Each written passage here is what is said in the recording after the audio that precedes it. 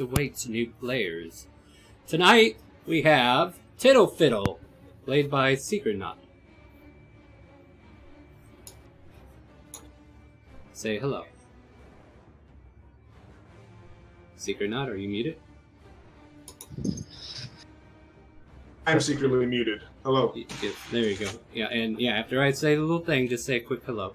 Siltavian, played by Pigeon Butter. How's it going, everybody? Heatha, played by Kelrona. Heyo. Cody, played by Sammy. Yo. Jane, played by Heatherly7. Hey there. And Carval, played by Zarev. Howdy. Not to be mistaken by a giant Leia alligator from the other campaign, right? Alright.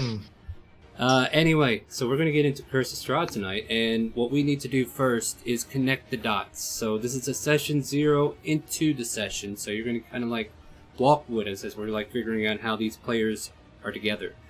We've come up with a town. You know what? I forgot the name of it, so we can make a new one. Helen, I think. Helen? Yeah. It was Helen. Aha, I remembered. Alright, so we're in this small village named Helen, and there's this giant caravan that is like taking a break here, picking up some of you perhaps, or some of you have already been hired on with this caravan, and others of you have a mission somewhere, so you're just traveling with this caravan to get to where you need to go. And now the music is like way too intense. So we'll stay with that there for now. But yeah, you guys are like just trying to figure out who's doing what. So Tittle, what, and I guess Jane at the same time. Are you guys just traveling? Are you helping out with the crew, or what's your stick? I'd imagine we're just using them for transport, or maybe helping them with musical entertainment for payment to get to the next city over. Hey, you're the radio. Got it. Alright, so Cody, how does your character fit in this? Are you somebody that they hired as muscle, or are you just on the trip? I'm just someone that was gone on a trip, and just like the other two, I am providing entertainment when it is fit to. Okay. And then we got... Let's go with Pigeon. Let's see here. I can't remember your character's name when I'm looking at the character sheet. Alright, Siltavian. Okay, Siltavian and actually, I think we talked about this, Carvel. You're both being sent by your order to go and do last rites in another village, so you're kind of like hopping and riding with the caravan, is that right? Yeah. You can add a little to it if you think there's something else we need to add to it. From all I know, Carvel's a bit reluctant leaving his cemetery. I don't want to leave. Listen, old man. They sent us. We have to go. These people need us and you. The dead need me as well. They're dead here, too. They're going to be more dead if we don't hurry up. Fine. Alright. Alright, and then Heatha. What would your suggestion I think be? she'd probably just be hired on for protection. Okay. Cool. Let me just look into some other stuff here. But yeah, you guys are loading up, and what you see before you are a bunch of strangely dressed people, I guess you could say, mostly humans. Actually, they're probably all humans. That they're like dressed in regaled red barrettes over their heads, small little bangles, kind of like a gypsy outfit wear that for most of them, and definitely dressed in like bright colors and jingling bells and whistles on their little things, like little chain links that are just like there for decorations and stuff like that. These are the guys who are pretty much running the caravan, and you've come to know them as Fistani. And let me just kind of look at a couple of things here.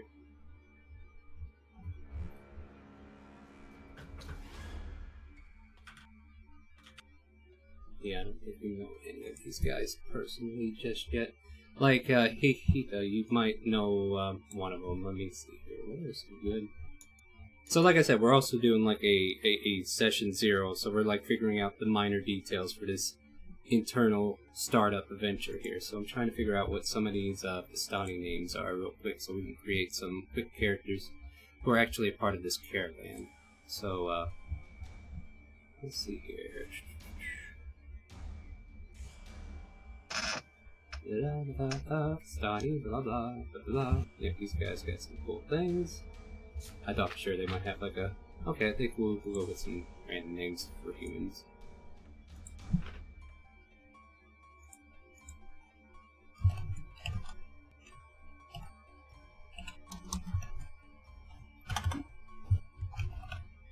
Alright, so you know the main caravan driver. He's got like a big old bushy black beard, a red little, good lord, what are they called? The little...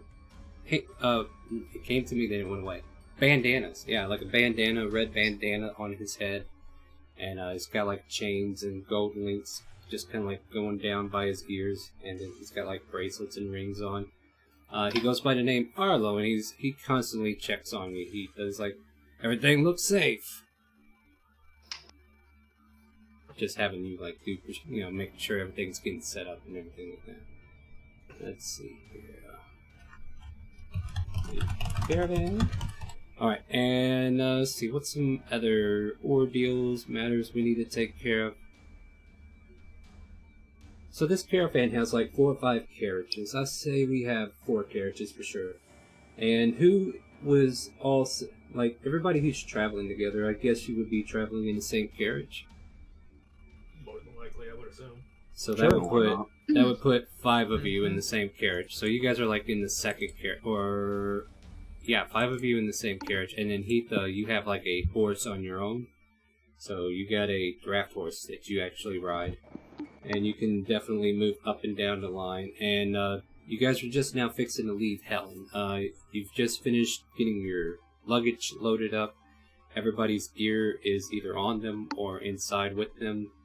And you guys are prepared. I think we can go ahead and start playing. You want to play some D&D? Oh boy. Yeah. Yeah? Oh, okay. So yeah, yeah!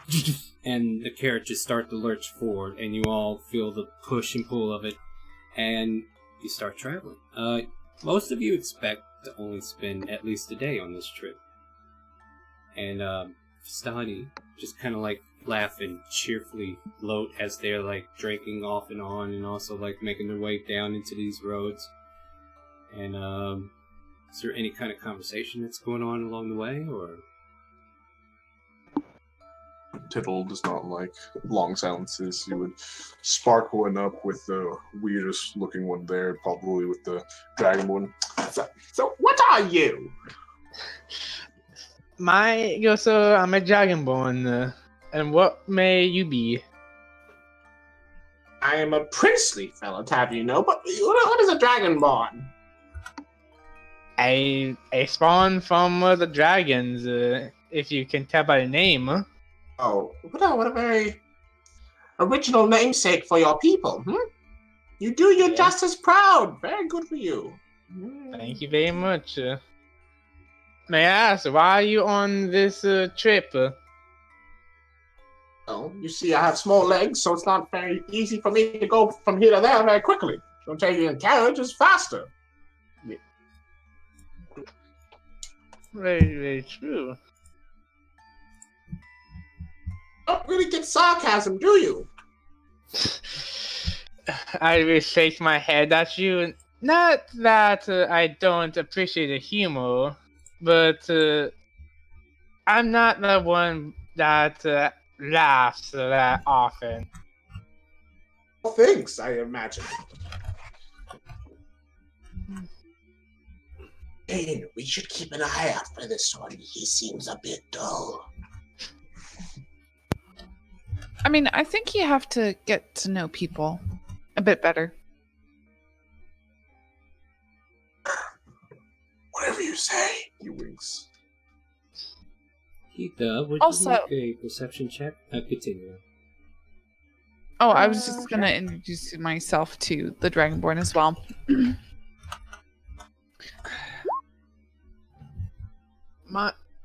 That's terrible.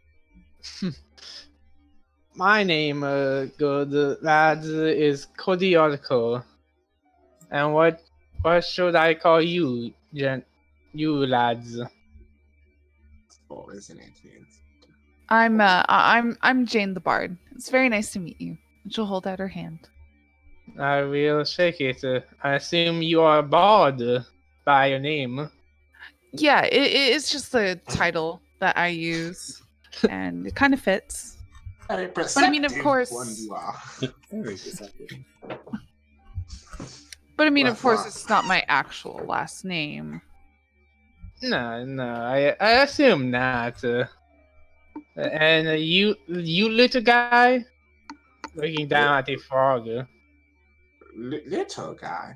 I will have you know, I am Prince Turk Igdaldurt Lik Ekforg is Dardoon Lag Ernin. I will have you know. Bless you. Gesundheit. So Lick is what I would call you then, because Lick! You may refer to me as Tiddlefiddle. okay, Tiffid. Just Tiddlefiddle.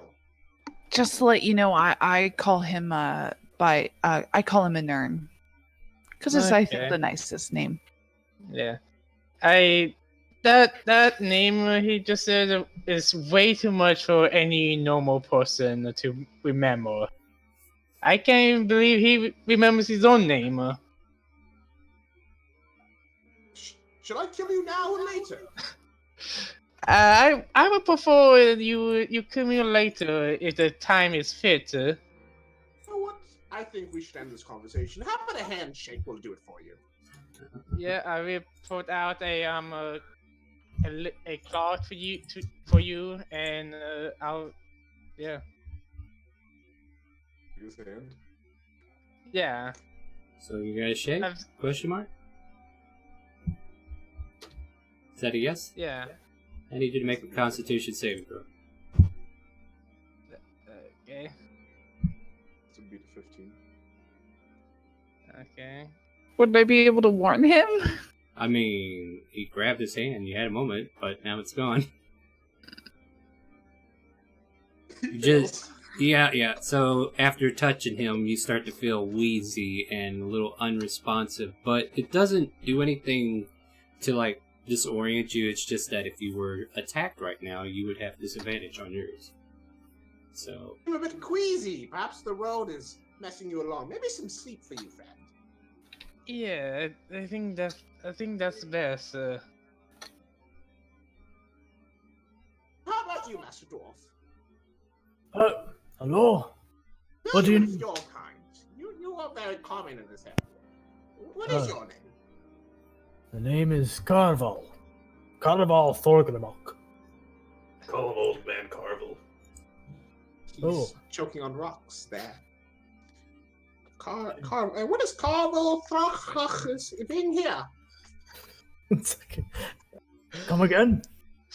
What is Carvel last name doing here? Well, I was torn away from my grave. I'm dead. That's dreadful. I can return you there if you like. No, not my grave. The grave I tend to. Good heavens.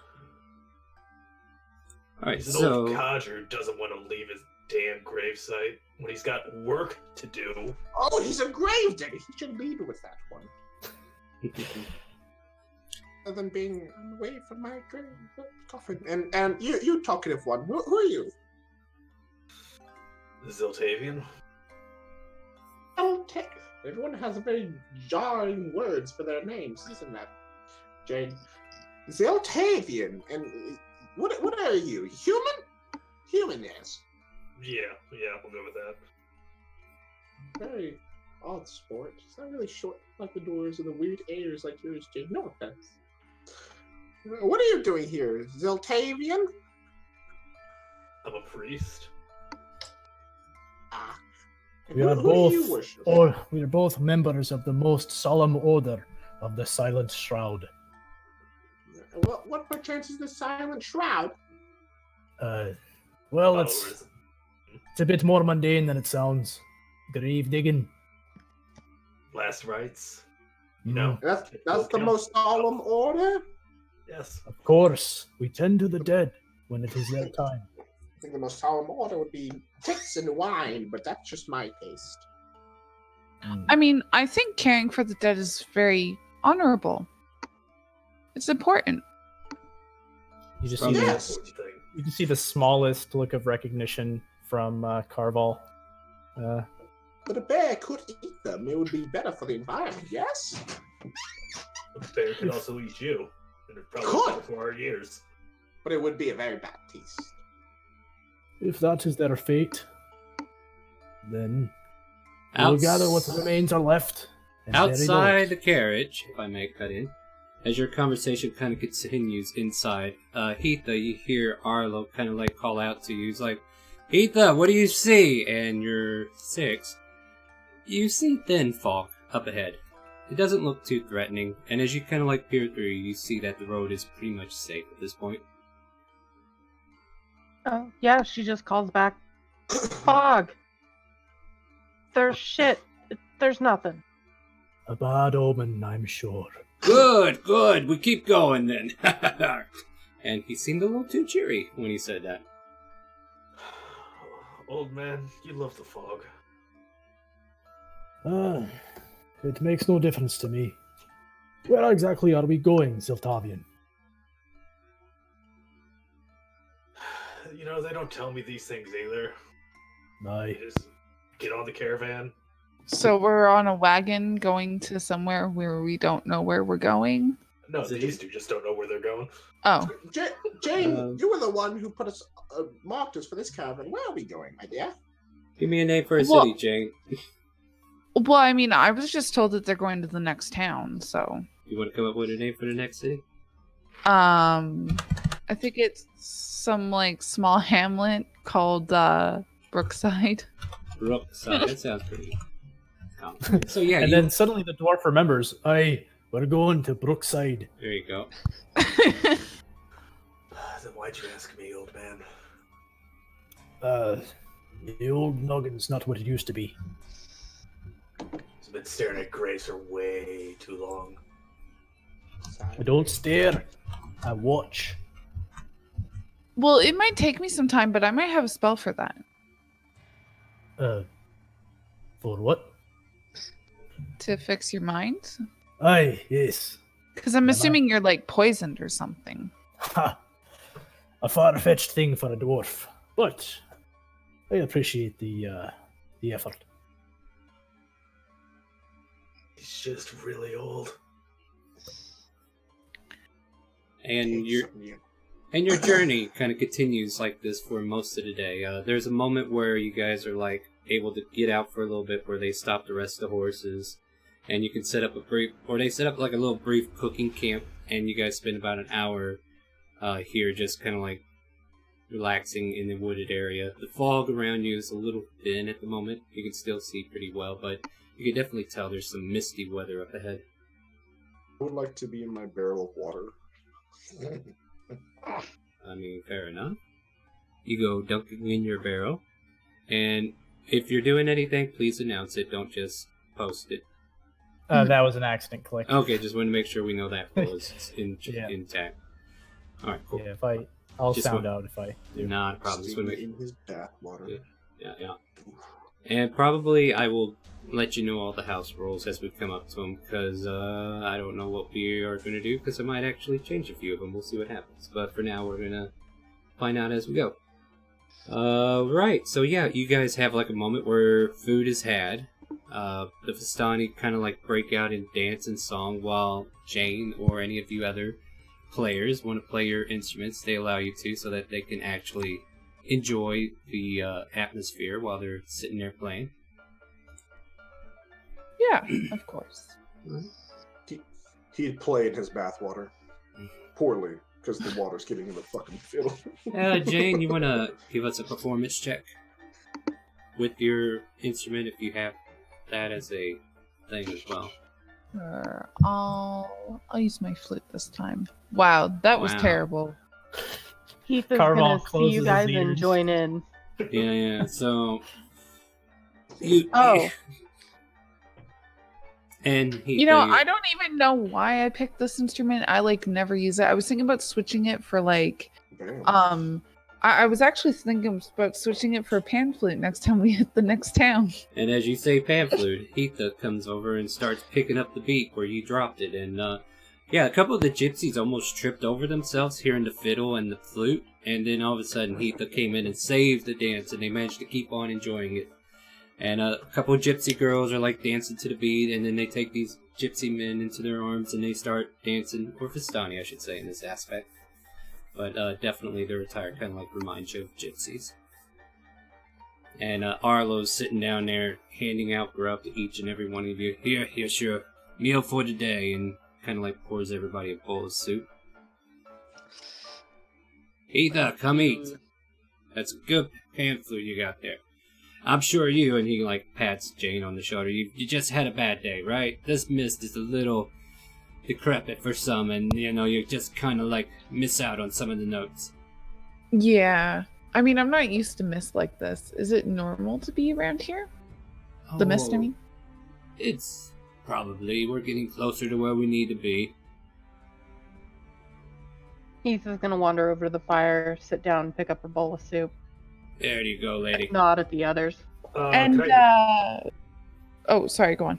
I was gonna say, can I insight check him on the closer to where we need to be part? Yeah, go because I was gonna ask him. And that place that we need to be is Brickside, right? Of course! Holy crap.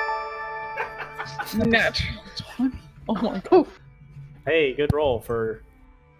And thanks for For the that fo- first Oh one. my god, you people. Okay. Who else should I wanted to roll? roll? We're this? wasting all our luck right now. Yeah, get it in there. And we got a follow spree There it going on is. there. Thank you for the follows, guys. Not bad.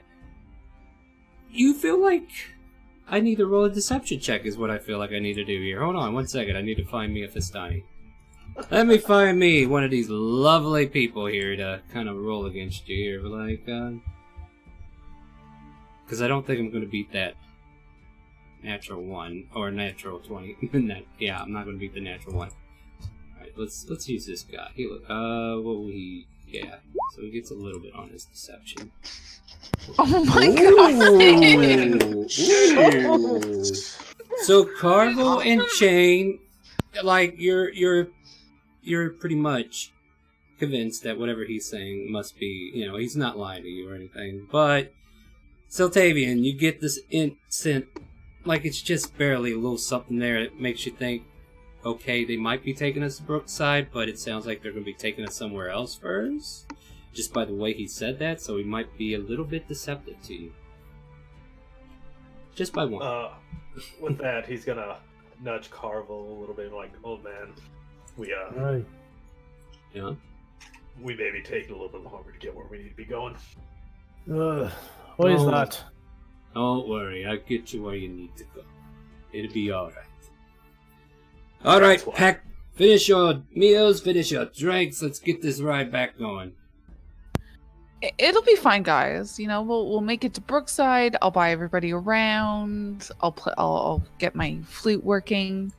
Hey, that sounds like a great idea. I'll join you in that. Yeah. Carval nods a bit when you mention the drinking part. Alright. I mean, of course, you know, I can also buy wine, or if you don't drink. Who said wine? And Arlo kind Nothing. of chimes up. He's like, yes, wine is very good. I might even take you up on that. Alright. Yeah, I don't like him. What's not to like? You know Oh, exactly what's not. Come on, this is a face anybody could trust, right?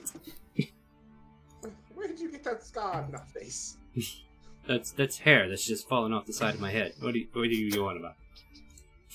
A one-eyed closed and a dagger in your pocket? Okay, it's not verbatim on that picture, but you get the drift. At any rate, you guys all load back up onto the carriage. Everybody's had a meal, so you don't have to mark rations or anything like that. And you guys are back on to moving.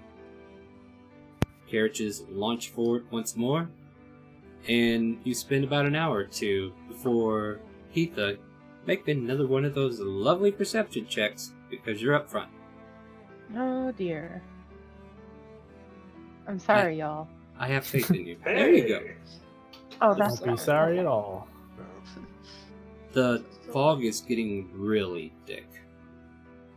And about this point, you make out what looks like a giant gate of some sort that's kind of like inlaid into the land around you, as you kind of like have like hilly sides that are like coming in, and you're like entering into a valley like portion of this. And I think I got a handout. Let me look this up real quick.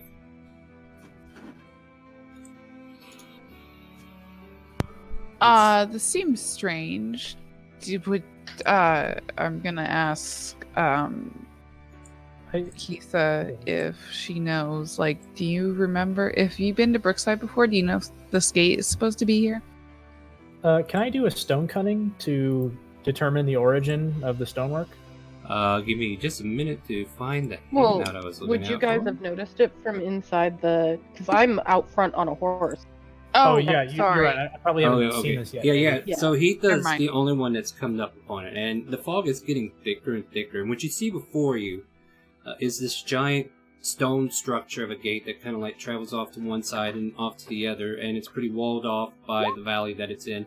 And you see what looks like two knight-like figures that are like that adorn each side, but like it's been decrepit and the heads have fallen, and you can see them literally at the ground of the gate. And as you approach Heatha, and as the caravan gets closer, the gates open on their own. Alright. Call back to the caravan since I'm riding out front, probably ahead a fair bit, right? Yeah. Call back. Gate ahead! Ah! All right. I mean, perfect. at this point, I might take a look. Yeah, if you all want to pop your head out and make perception checks, I can let you know how well you see the scenery. Okay.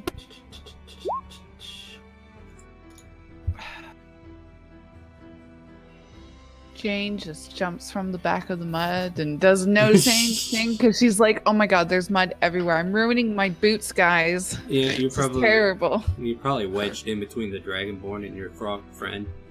But yeah, Cody, you pop your head out there, and Tittle Fiddle manages to get his head out the other window, and you're able to see this without, like, the fog is still thick, so some of it's being obscured from different angles for the others that couldn't make perception check. But you can see like two giant statue heads on the ground, the two adorned knight-like figures here that are just like guarding the gate, and then the gate is already open. And the caravan slowly approaching, and Heatha, as you report back, he says, Good. Go ahead and head on through the gate. We'll be right behind you. What type of large gateways is to a small little hamlet? Yeah, this feels very odd. Yeah, I was hoping to do a stone cutting. Basically tells me, based on a history check, if I know like the origin of this stonework. I think you would have to actually get up there and look at it. And the Well, caravan doesn't I'm look seeing like it, aren't I? Well, it's not up close. Oh, okay. So I have to be real close to. I think you would okay. have to actually be able to examine it. I'll let you make a history check to get like basic information, but I don't know Yeah, how much sure. I can give you on that. I don't need like an encyclopedia or anything. Yeah. Well, Oh, yeah. I got okay. some. It's Something fine. See, that's the point where I'm like banking on those. It's like, okay, then I don't know. It looks very old. Like It looks like rock. it's definitely stone. Yeah. Kind of takes a cursory glance at it and then sits back in his carriage. Yeah, I'm sitting here thinking like, how much is actually worth telling you? Because then it's like, no, it's stone. So there you go. For a 5, yeah, nothing. Yeah, that's some pretty good stone there. But yeah, you guys like slip through the gate, and as the last carriage makes its way in, and you guys kind of like continue on, you hear the loud gate, and it closes behind you. That's peculiar. I had that when you are a tiny like me, there's a great chance when a trick goes awry, it's never go sign. That's Can what I- say in my books? Can I check to see if like the gate's just closed or is it like locked? Well, they are closed. Are you wanting to go all the way back there and check it? Oh, I assumed I was like standing right in front of it. As the Oh, gate no. closed. Everybody something. was on the carriage still, so nobody got Okay, out. never As mind. far as I understood. What's that? How many carriages are there? In the There's train? 4 carriages. 4 carriages. Yeah, I One won't- of Alright, I would try to get the carriage driver's attention. Sir, Yes? who closed those gates back there? I seem a bit dormant, Gateway. Oh, don't worry about them gates, friend. We're gonna get you where you need to be. We just have to make a stop in the village of Barovia real quick. Ooh. What? Excuse me? What? We have to go to Barovia. He said, don't worry about them gates. I was like, should I be Yeah. worried about them gates? Should you be worried about them gates? Hold on, I'm gonna roll a deception, see what he did. What he did. You should probably worry about those gates. Now Heath is worried about them gates. Yeah, so He turns back and looks at them like, Hey, maybe it's not the best plan for us to be here. Maybe we could walk on foot. I'm pretty sure it's fine. It could be all just a well- magic trick. Would you like another handshake? No, I would not. Last time I shook your hand, Don't do it. Do you want to go to sleep again? Okay, let's just Jane. Perhaps the best idea is for us to go walk past those gates. I mean, I don't think we can. Well, alright. it's stone. We just blow it up, right? Seems like a great. So as you guys are traveling past those gates, you're seeing towering trees whose tops are lost in heavy gray mist around you. Blocked out all but the depth of gray light. The tree trunks are unnaturally close to one another, and the woods have a silence of a forgotten grave, yet exude the feeling of an unvoiced scream. We see graves.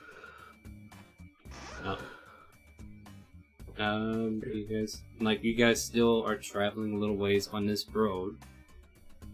Do you guys have any other concerns you wish to bring up to the Barov or your Vistani friends? Yeah. Pardon me, driver. Remind me, what is this little city we're going to?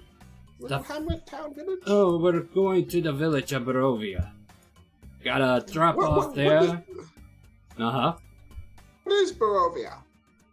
Oh, you'll see it when we get there. It's kind of a dead place, but I'm sure you'll be fine. I mean, you could just tell us now.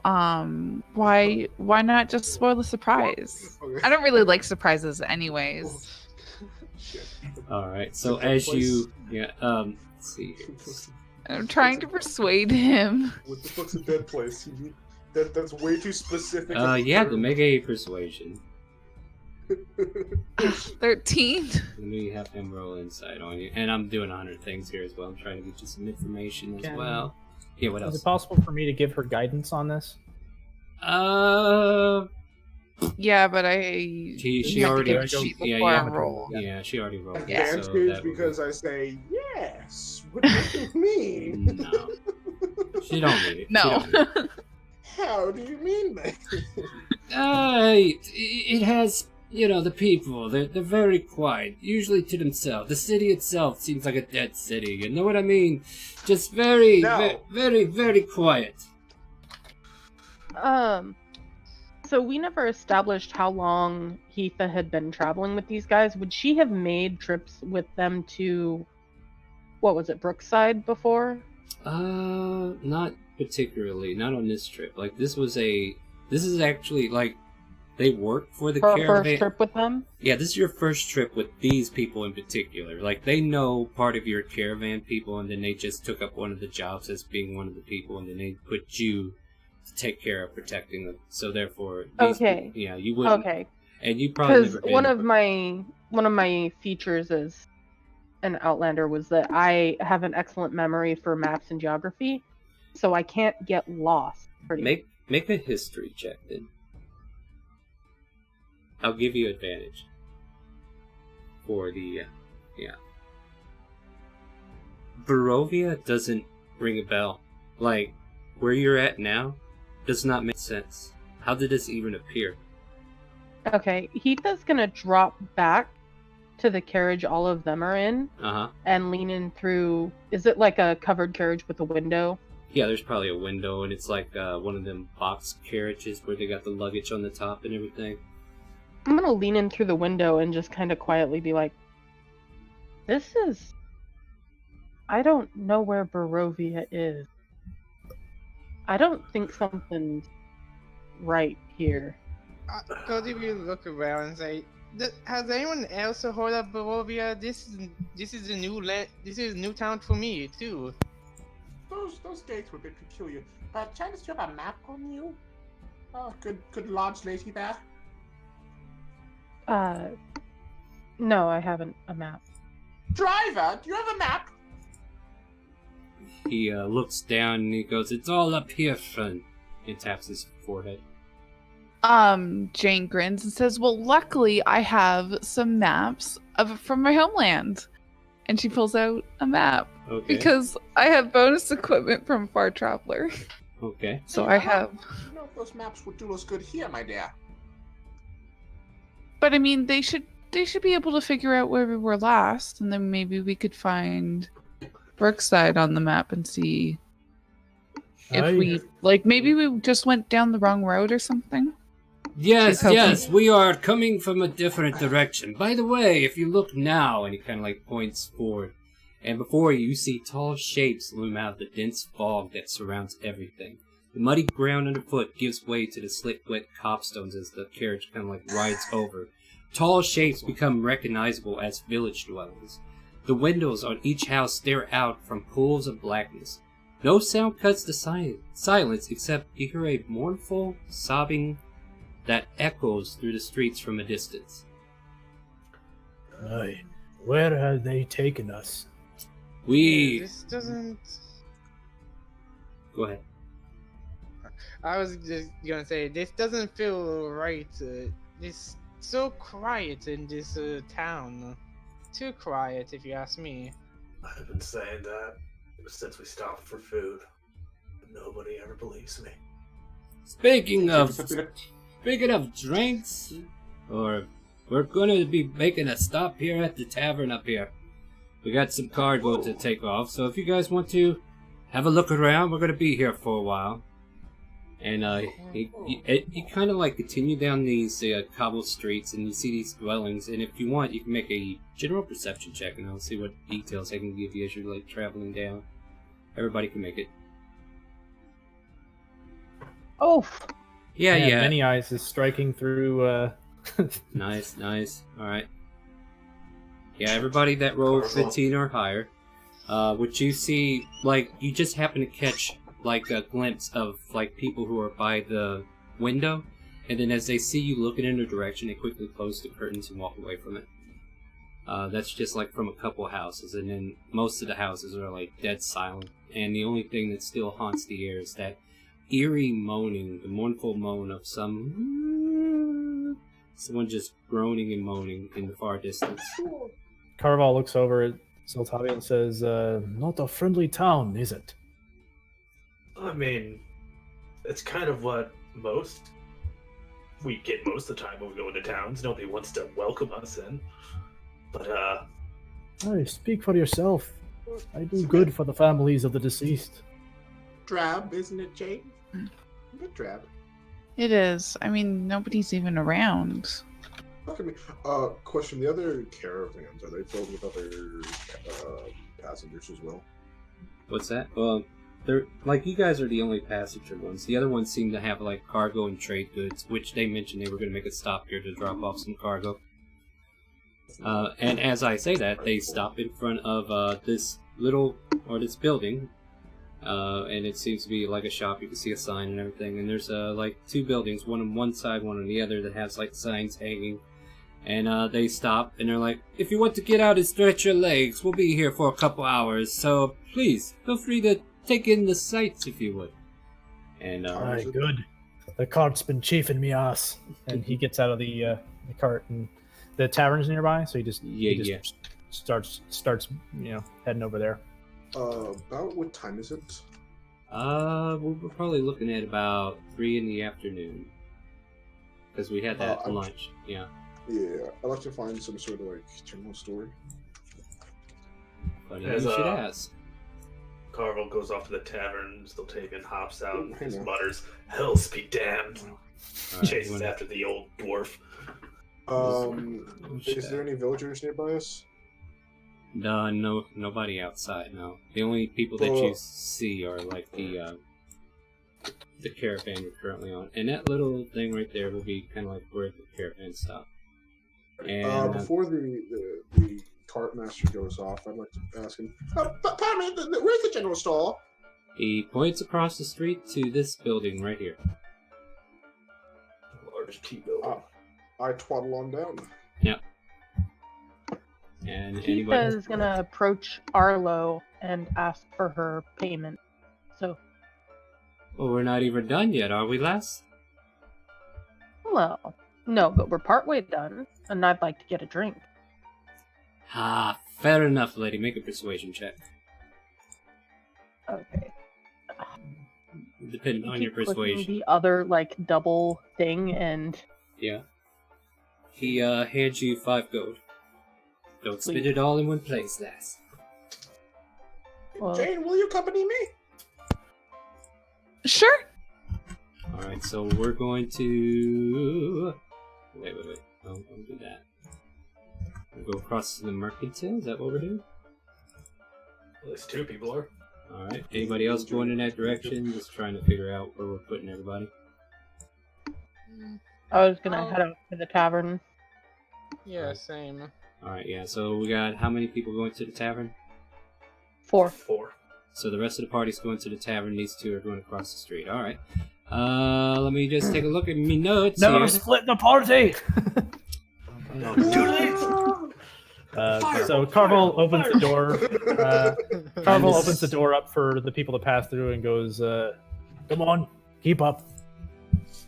It's amazing how fast you walk with those short little legs. Only when I need to. Only when there's booze involved. It's not a problem. I have it under control. I need,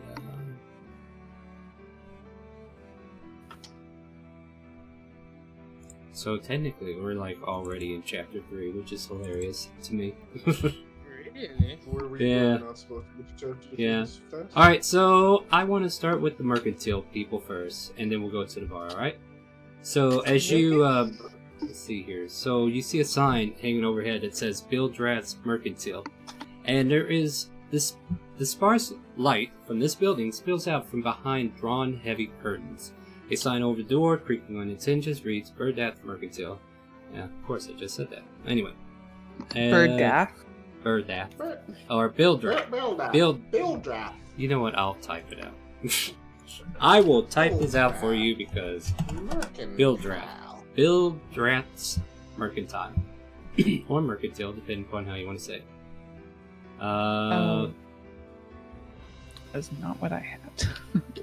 When in there, how many people are in there, first off, would you say? Alright, I'm just reading real quick how this guy reacts to you. So yeah, you see He's gonna be confused. Yeah. He's gonna be real confused. So we got male human that you see as you walk in. He just kind of stares over his counter. And what can I get for you? Looking down at. Perchance do you have a map of the general area? Yes, preferably of one like in the last year or so. Indubitably. Yes, we're new to town. Yes, I have a map. He like pulls his scroll from behind him, and he like lays it out and shows you for a moment, and then he rolls it back up and he says 25 gold. 25 gold? Hey, Well, if let me you take a want, moment at it. if you want it badly enough, you'll pay for it, right? Of course, of course. How Yeah. about, Puts it you back. know, you seem like the type that doesn't get a lot of entertainment. How about I play you a song and you give us the map for 5 gold?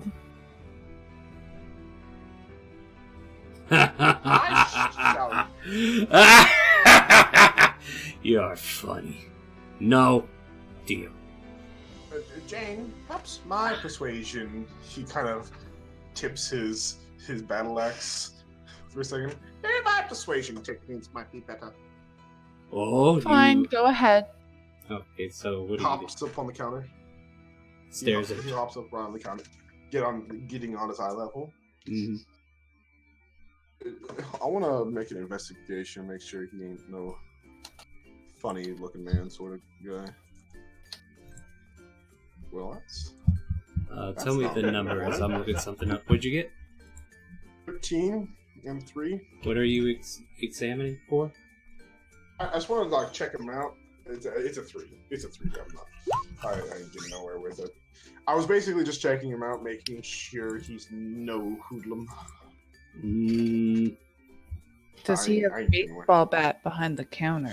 See if like some sort of Well, blunderbuss just. all right. So what I want to know, what? Okay, you tell me your intentional stance right now. Are you being threatening towards him in any way, or are you just wanting to see? Looking at him for right now. He's for right now. He's just being a bit coy. But All right. but So if you're right wanting now- to discern what he like, how he looks in that perspective, I think you need an insight check instead of what you just gave me. Insight check. Yeah, Done I didn't do deal that. go. You need to zoom in on this map. 13 and 13. Snake Eyes, does that count for a reroll? No, no, that does not apply because that is what it is. Alrighty. 14. I mean, he runs this shop. Does it look like he has any like weaponry underneath or around, or? Well, that kind of depends. Do you want to threaten him? I mean, he has something. I'll go with this portion. Look here, fella. You seem like a real nice guy. Maybe take the woman's offer. She has a very lovely voice. And we can take the map off you. And then we'll, say 8 gold would be better. Would be better for you, right? We can shake on it right now. He puts his hand up. No deal. He doesn't reach for your hand at all. Yeah. Shit.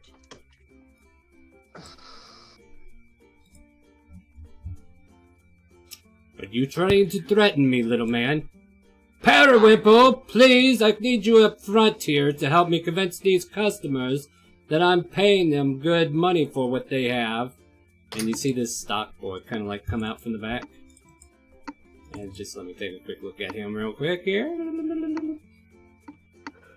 Husky boy? Yeah, he's pretty beefy looking. I'm trying to see if he has any kind of like... Let's just go, Tittle Fiddle. We can come back later when we get enough money. And she opens up the door. Yeah, and you see this burly man come out looking like he does here. I wonder if there's a handout for this guy. Jane will just roll her eyes and say, "Ooh, so scary. No wonder you don't have any customers." I don't need sass like that, lass. If you need it bad enough, you'll pay the price. And if not, you may take your leave. Cunt. I'm waiting for my friend. Coming? He looks at the thicky boy and turns around and hops down. On his way out, is there any type of like little goodies he can snatch? Like it's basically adventuring gear that you would find in the player's handbook. Like you can see 10-foot poles, some wine skins, some glass bottles, stuff like that. Really swipe a 10-foot pole and get away with it. He's just gonna do it. All right, go ahead and make a sleight of hand. No. He said he can't make it. He can't snatch a 10-foot pole. He's just gonna dip out. Okay. In that case, then yeah. All right, you're free to leave. Once we're out of there, Jane's gonna say, "God, that guy was such a jerk." If we're here for a couple of hours and it's about 3:15, we could just, and he makes a little kung fu action movement. I mean, I was just thinking that we should come here maybe when no one's around and get a really good discount. Excellent idea. Exactly. Anyways, let's go to the tavern. All right, so we cut away from you guys and give these guys who entered the tavern their first look here. And let me just pull up a couple things as well, because I thought we were going to fight. All right, my tavern friends. You enter into this lovely tavern, of course. Let me pull up the area of the village. A single shaft of light thrusts illumination into the main square, its brightness looking like a solid pillar in the heavy fog. Above the gaping doorway, a sign hangs precariously askew, proclaiming this to be the Blood on the Vine Tavern. And as you enter, this tavern's about 60 feet square, and on close inspection, it originally read on the sign Blood of the Vine, and an N has been scratched over DF.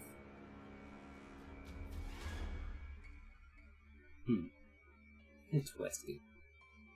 But as you enter in, you can see like a gentleman off in one side of the corner just drinking alone. And you see 3 of these gypsy ladies, Vistanis, that kind of like sitting together. And then also you see Arlo and some other of the Vistani that were carrying a cargo, bringing in like loads of kegs and stuff like that. What do you do?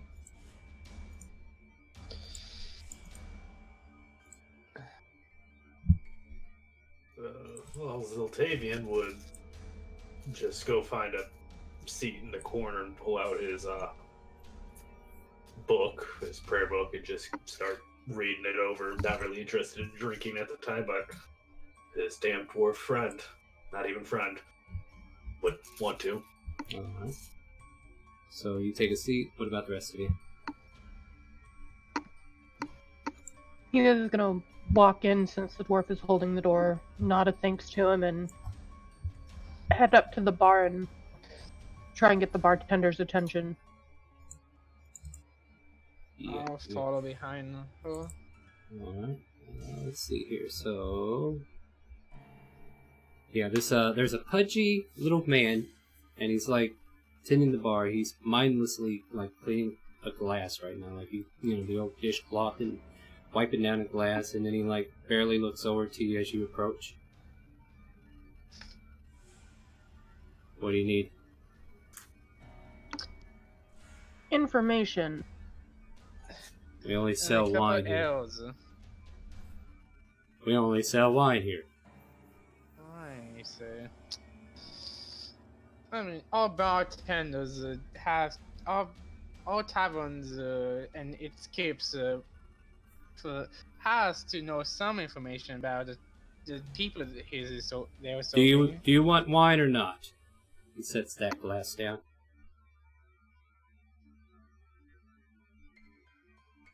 Wine? No, thanks. No wine for you. He picks up another glass and starts cleaning it. So you're telling me that you don't know anything about anything since I didn't even ask my question?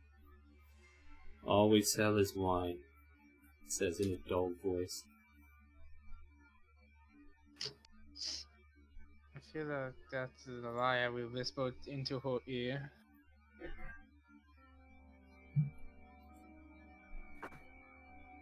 What do you do? I'm gonna head over to the dwarf and where is Carval over well, with after- Siltavian? Yeah, so after closing the door behind y'all and going in himself, he'd probably sit next to Siltavian. Seeing him open his prayer book, he probably pulls out his own and just kind of looks it over. He pulls out a sensor and makes sure that all the parts of it are in order. Just kind of messing with his gear. Okay. Yeah, she's gonna walk over to their table and sit down and be like, something is weird in this town. Of course, they don't even have any ale. Just wine? Feels like a damn graveyard. Well, then I'd be feeling at home, but this place gives me the creeps.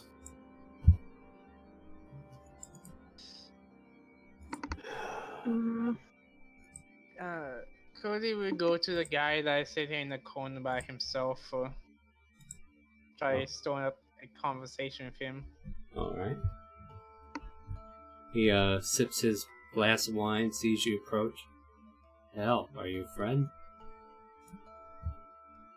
I'm not sure yet if I'm a friend or foe, but I would like to know what's your opinion on this place. Me and my friends are new to this town, and we never heard of this town before.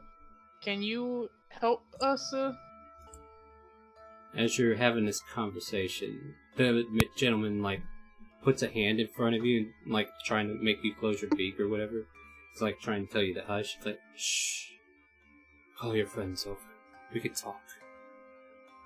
Okay, I will nod and I will go to the rest of the people and tell them. While Cody's doing that, also the other two can enter the tavern at this point. I think enough time has passed to where you're finished and you can enter.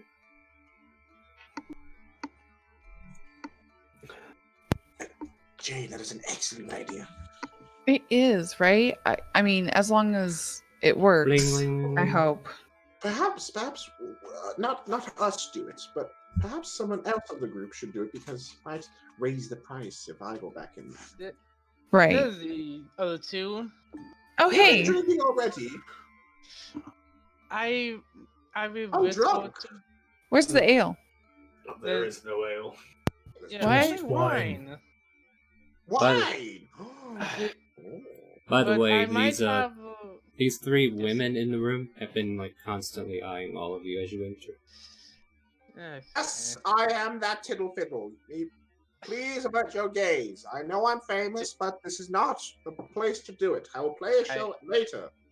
I will whisper into his ear. I don't think it's you. I think it's all of us. I think we may have storing up some trouble, and I might have someone who may help us. What are you talking about? We just got here. You're stirring up trouble. I'm not stirring up trouble. Don't you see how quiet this town is? You're just judging. Yeah, we tried to get a map from the store, but the merchant was really rude.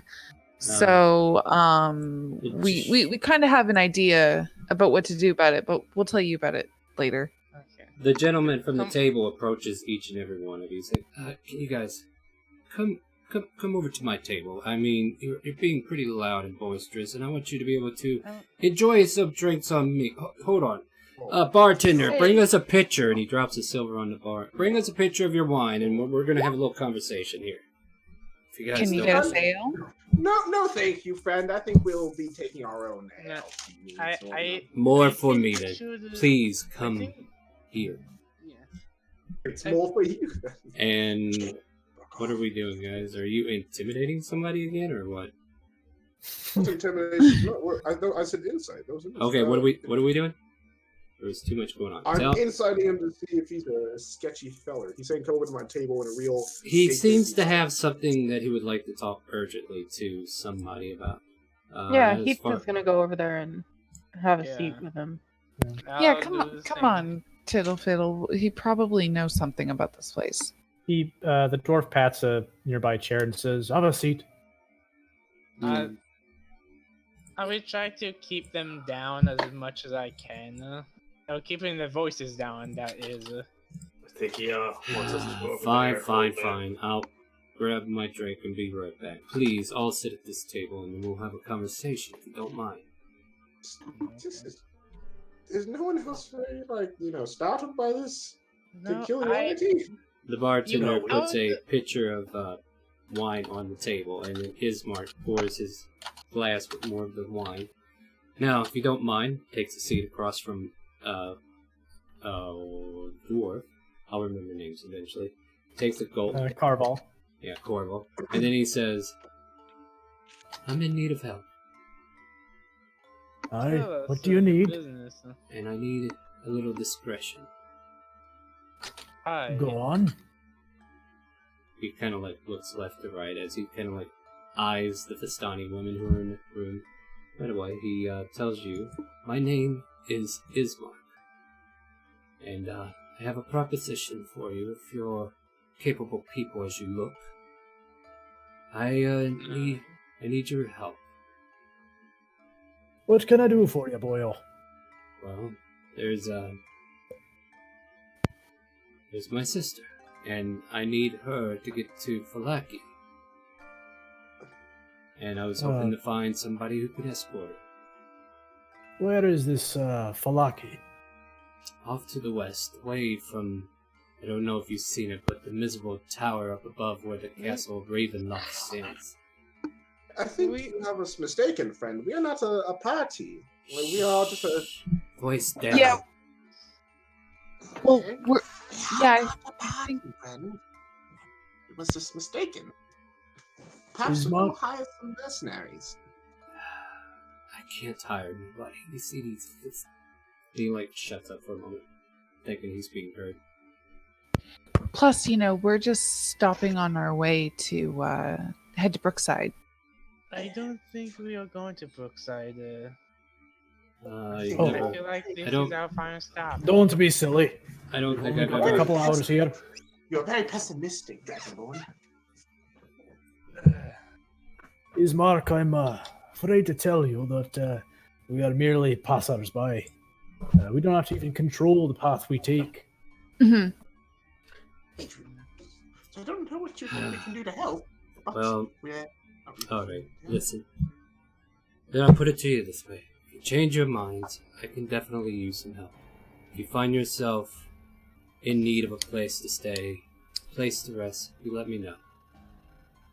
That's kind of you. Oh, which idea? Perchance you have a map? I do not. Not on me. Kind of pats himself. Can I ask you about this place? Why are you so quiet? Stealthy. I think the barmaid is really wanting to get in our trousers, if you know what I mean. And there's an audible sigh from this man. Listen, I know not where you're from, but you're in Barovia now. And Barovia is watched. Many eyes does the devil Strahd have. And you should be careful, friend. What does that mean? The dwarf squints his eyes and says, danger for passerbys? Quite possibly. Especially if you travel these roads at night. Very dangerous. Who is this Strahd you speak of? Well, if you walk outside the tavern and look up to the northern cliffs, you could see where he roosts. The Devil Strahd lives in Castle Ravenloft up above the land of the village of Barovia. Yeah, but that doesn't really explain who he Ominous is. overlord that rules this entire place that no one's ever heard of before. Is that Well, correct? that's exactly why I need your help. But if you're not interested in helping me, he just takes a deep gulp of his wine. I mean, we might be. It's just... I'm so confused. Also, I sent you a message to the DM. Thank you. It's not that we're disinterested, Ismark. Simply our hands are tied to go travel to the next spot. Have you heard of, was it Brook? Brook something? Brookside. Brookside. No, I don't think I have heard of Brookside. It should be nearby. Yes. Should be a lot of things. But he said these roads are dangerous to travel at night. We're here for what, 2 hours? It's gonna be night when we start traveling again. Time is it right now? It's about 3:30 p.m. But as far as the Did sky he give us outside is any- very dim. I'm sorry? The guy give us any? He said a couple hours here. So is that like 2? Did he give any indication of like we're leaving at sundown? I don't think he did. Like, they seem to have... Matter of fact, as you look around, you don't see Arlo or any of the boys that were helping earlier. Are the caravans there still? You can make... Are the Vitrani women still? The Vistani women are still there, and they're watching you. Vitrani. The dwarf follow. leans in and hushes his voice a bit while speaking to Ismark, and he says, "You spoke of dangers. Yes. Dangers are these that pose at night." There's direwolves, there's werewolves, and then other creatures that are undead. Oh, Undead. They walk. Aye. They walk this land. At the mention of undead, Zildavian would leave in too and give Carvo a look. He returns the look, and a meaningful look as well, but keeps quiet. People going to you said the Vistrani women came in The from the Vistani women. caravan? No, the Vistani women have been in here the whole time. Oh, they've been in here the whole time. Yeah. It's Oh, like they're different from the ones Yeah, that yeah. were with us. The ones that were with Ethan's you. gonna get up and take a peek out the door and just check on the caravan. Make a perception check because That's a I will good give sign. I will give you some obvious information, but I want you to make a perception check first. They are not there. Well, you need the obvious information. Well, I mean, when Jane and Tittlefiddle came into the inn, did they see the caravan outside? It was parked like on the street across from down here. Like they must have been pulling it into the alleyway or okay. something. But eventually, somewhere between you coming inside and them getting done with whatever, the caravan just left. Jane, I think the best scenario for us is to get the fuck out of Brevolvia, whatever the fuck name this is. Okay, Ethan's gonna come back in and be like, guys, I think the caravan left us. That confirms my suspicions. Jane, we're getting the fuck out of here. Thank you for this valid information. Yes. Do you Just know where you. it went? Hmm? I'm sorry. Do what you know where it went? Well, Hit that. no, Oh. I don't know where it went. Aye, we better catch up to it then. And he stands up and goes to the door. How are we going to catch it if we don't know where it is? Excuse me, Master Dwarf, before you leave very boaster-like, Yes. I don't really think they're wanting us to catch up. I think the best scenario is for us to fuck off of this terrible place. Maybe spend the night here, wait until morning, and then go through those very horrifying gates once again. Yeah, I Well, mean, Well, we should be able to open them, maybe? the Trouble Master hold owes on. us an explanation, and those tracks should be left from the wheels. But this is a muddy ground, right? I'd imagine there'd be more than Cobblestone. one set of prints. Oh, cobble. Oh, it's cobblestone. Oh yeah. And I Oh. don't it's cobblestone eroding. I don't imagine we'd be able. Aye, that's you're right. This is a big enough town Well- where I'd imagine they have more than one stable inside. So it looks like they left you, Ismark says. Indubitably. Yeah. if we're all looking to get out of here, Ismark, you said you had a job that needs doing, taking someone I do indeed. somewhere else. It's my sister, Irina. She needs to be away from the gaze of Strahd. If you want, we can go look meet around her. the table like Is maybe he, we like- should Oh, sorry. get paid to leave. I'm sorry. Oh, sorry. Heather looked around the table and was like to the others, maybe we should just, get paid to leave. Take his sister Aye. with us. I'm following you. Well, If you're picking up what I'm putting down.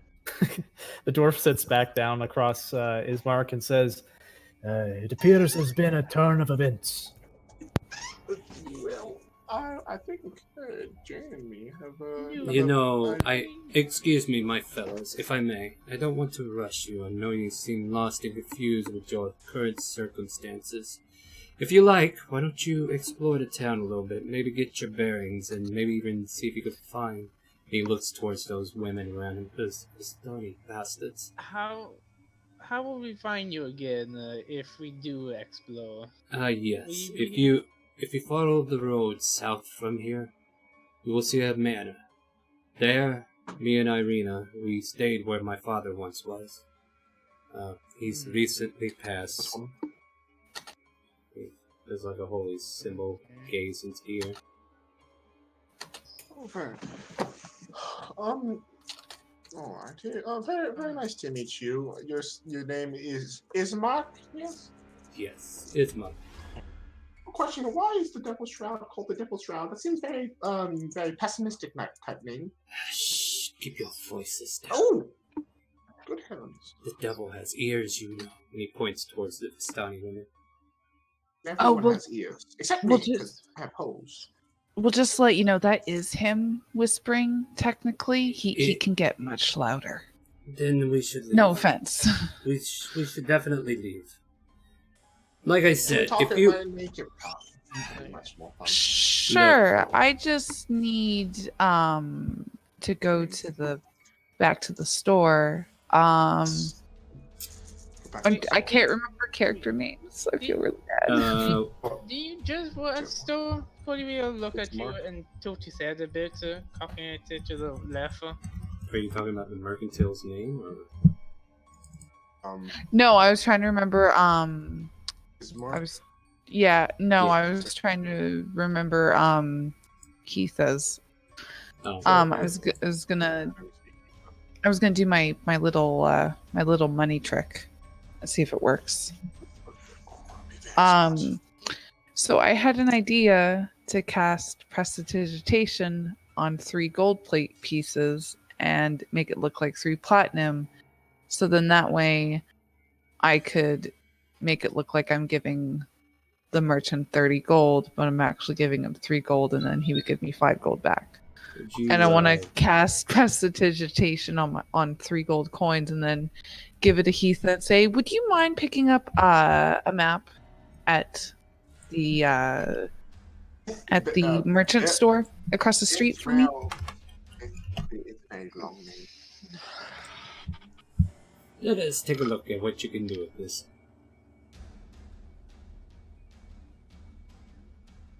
Instantaneously glider kingdom, blah blah blah. Instantaneously swallow an object from a larger than what it could. Which will warm the flavor up to 1 non-living material for 1 hour. Yeah, so I'm trying to basically... I'm trying to make it like an illusionary... I don't know, I'm trying to do something and make it a gold piece. Or make it a platinum piece, I mean. Maybe like an illusionary effect on 3 objects. Mm-hmm. Tell you what, see, how long does that last on that? 1 hour? Hour? Yeah. Make an Arcana check to give it a DC, because I don't think Prestidigitation has a DC, and this merchant would be very discernful. Oh, that's pretty good. Yeah. Right, so we'll say there's a 19 DC to discern these coins. So if you want to take them over there, we'll see what happens. Would he really try to discern them? Yeah. Well, he's an untrusted bastard, so yeah.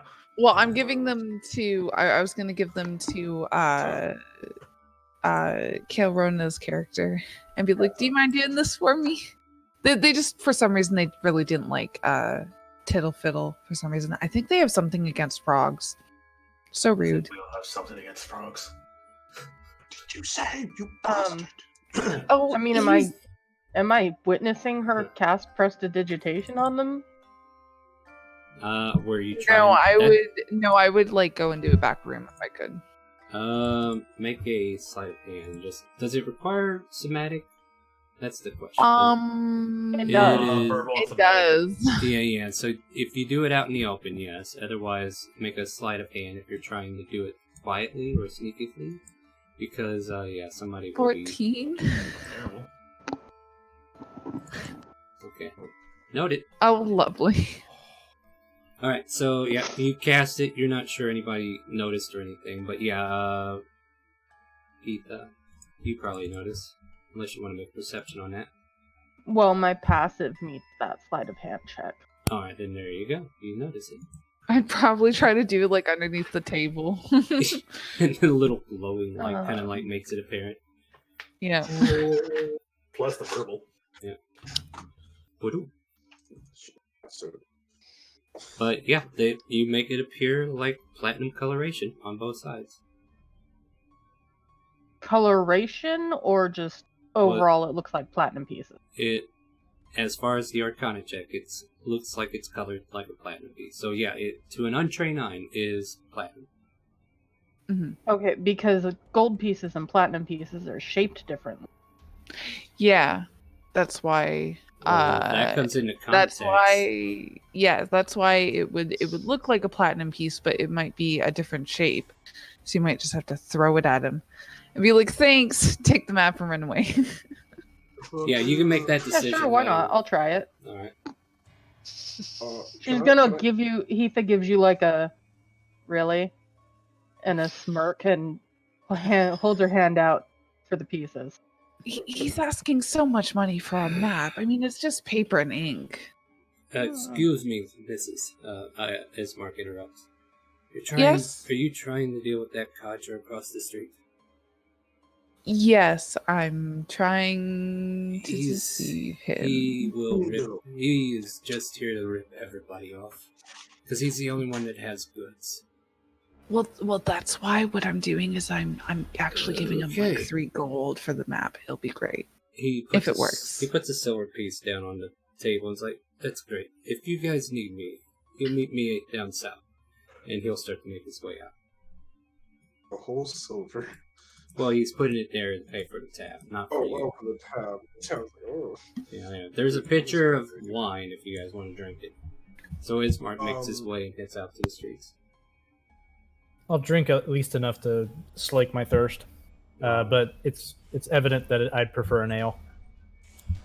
Yeah, I think everybody's on that same boat. Wink to Jay's like, I'm just going to look out for the animal population. Wink, and he walks outside, and he tries to take a gander for Heather's horse. Alright, make a perception.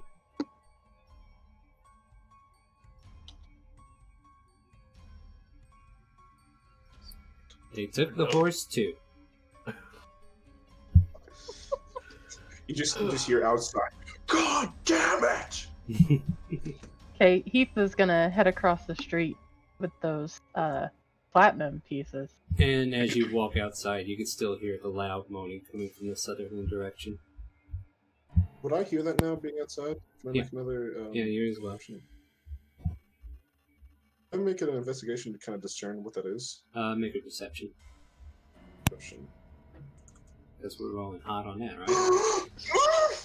I mean, it's generally coming south from somewhere down here, but like exact location you can't put. Where his house is? Well, south in this general direction of where you're standing.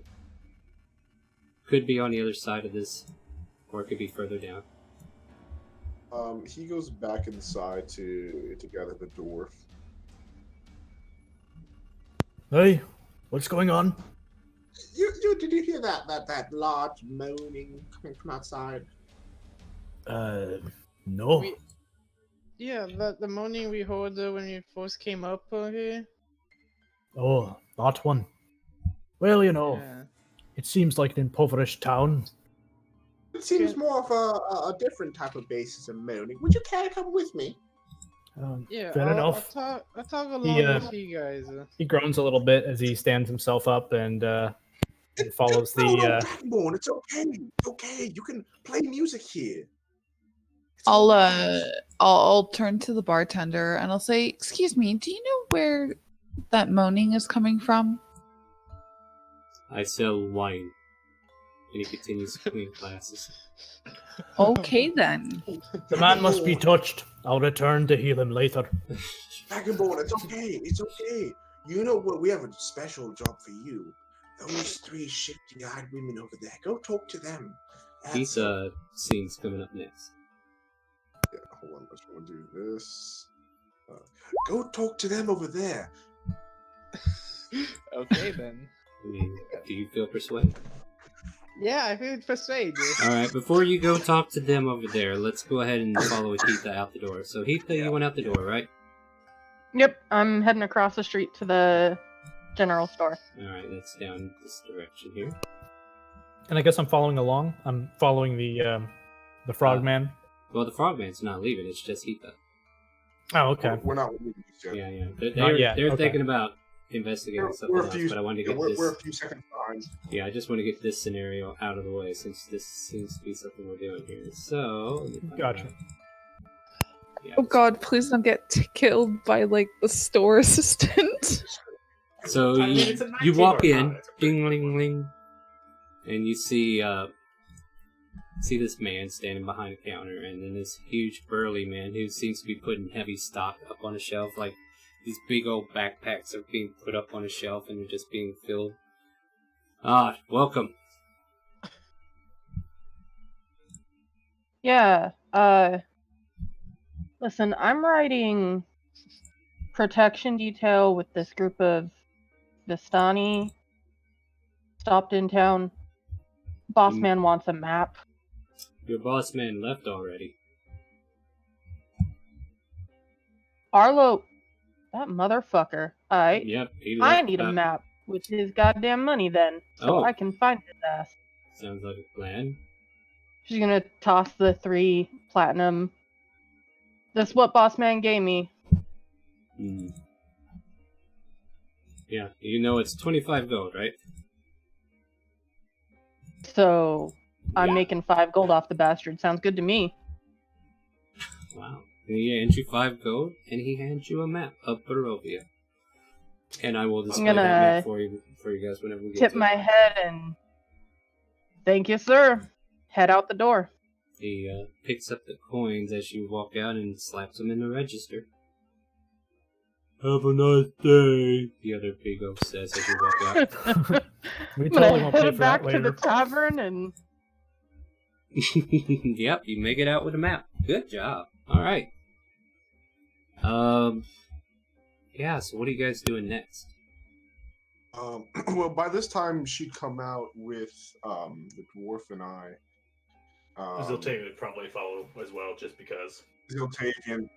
And I'm fascinated to see how the Dragonborn is going to go down. Can we play that scene first? Oh, most definitely. Like, if we're not leaving yet, we're definitely going to deal with this. So, We can deal with that first. We can totally deal with that first. yeah, let's see here. I'm going to take a quick note and read. So, you're approaching one of these lovely ladies, right? Yes. Uh-huh. You leave the mic. And, Oh wait, before he as he's leaving the table, I'm just gonna say you are very handsome and you are a really good talker, and I'm giving him inspiration. Ooh, That's smart. okay. There you go. We just killed all the Dragonborn. So there you go. You can use that for a what is it? It's D6. D6 for attack roll, ability check, or a saving throw. Alright. So you walk up to one of these ladies, and we'll say like this one right here, okay? She stares at you as you walk up. You're not from around here, are you? We were with that Kevin, and well, we seem to not know this place. So you 3 are very acquainted with us. So I want to be acquainted with you. Well, it's marked paid your tab, so you're good in our books for now. What can I do for you? By the way, my name is Sorvia, and she hands her hand out daintily towards you. I will shake it and tell her my name is Cody Article. Cody. Very well. What can I help you with, Cody? Can you tell us about more about this town you're in? Very, very quiet.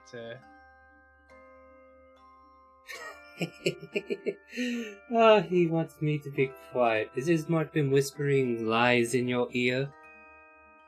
This town and this region is owned by Lord Strahd. Lord von Strahd Zarovich. Von Strahd. Yeah, that other fellow over there von who we were Zarovich. talking to earlier. He told us he owns most of this land. Came here many years ago. You're not from around here. I don't expect you to know everything. You and your kind, you seem lost now. Well, we are, because we are trying to figure out how to get back. We were on our way to Brookside until we made this pit stop, and well, our caravan left us. Being lost. It's not always a pleasurable thing, is it? No, it really isn't. What are you? Never seen your race before. Whoever thought a lizard could talk? Let alone a frog. Did you see that earlier? Yes, I have. First time I ever seen one of those things talk. But I'm a dragonborn, a spawn of the dragons, as you can presume. Perhaps it was fate that brought you to Barovia. Perhaps it was a misguided accident.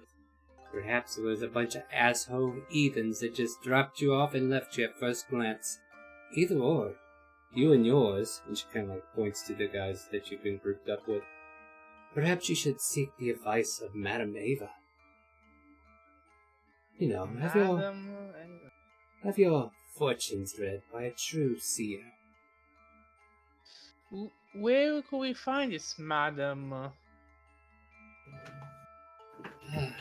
If you travel out the west gate of the city and follow it until the road branches to the right or left, take the right to their camp.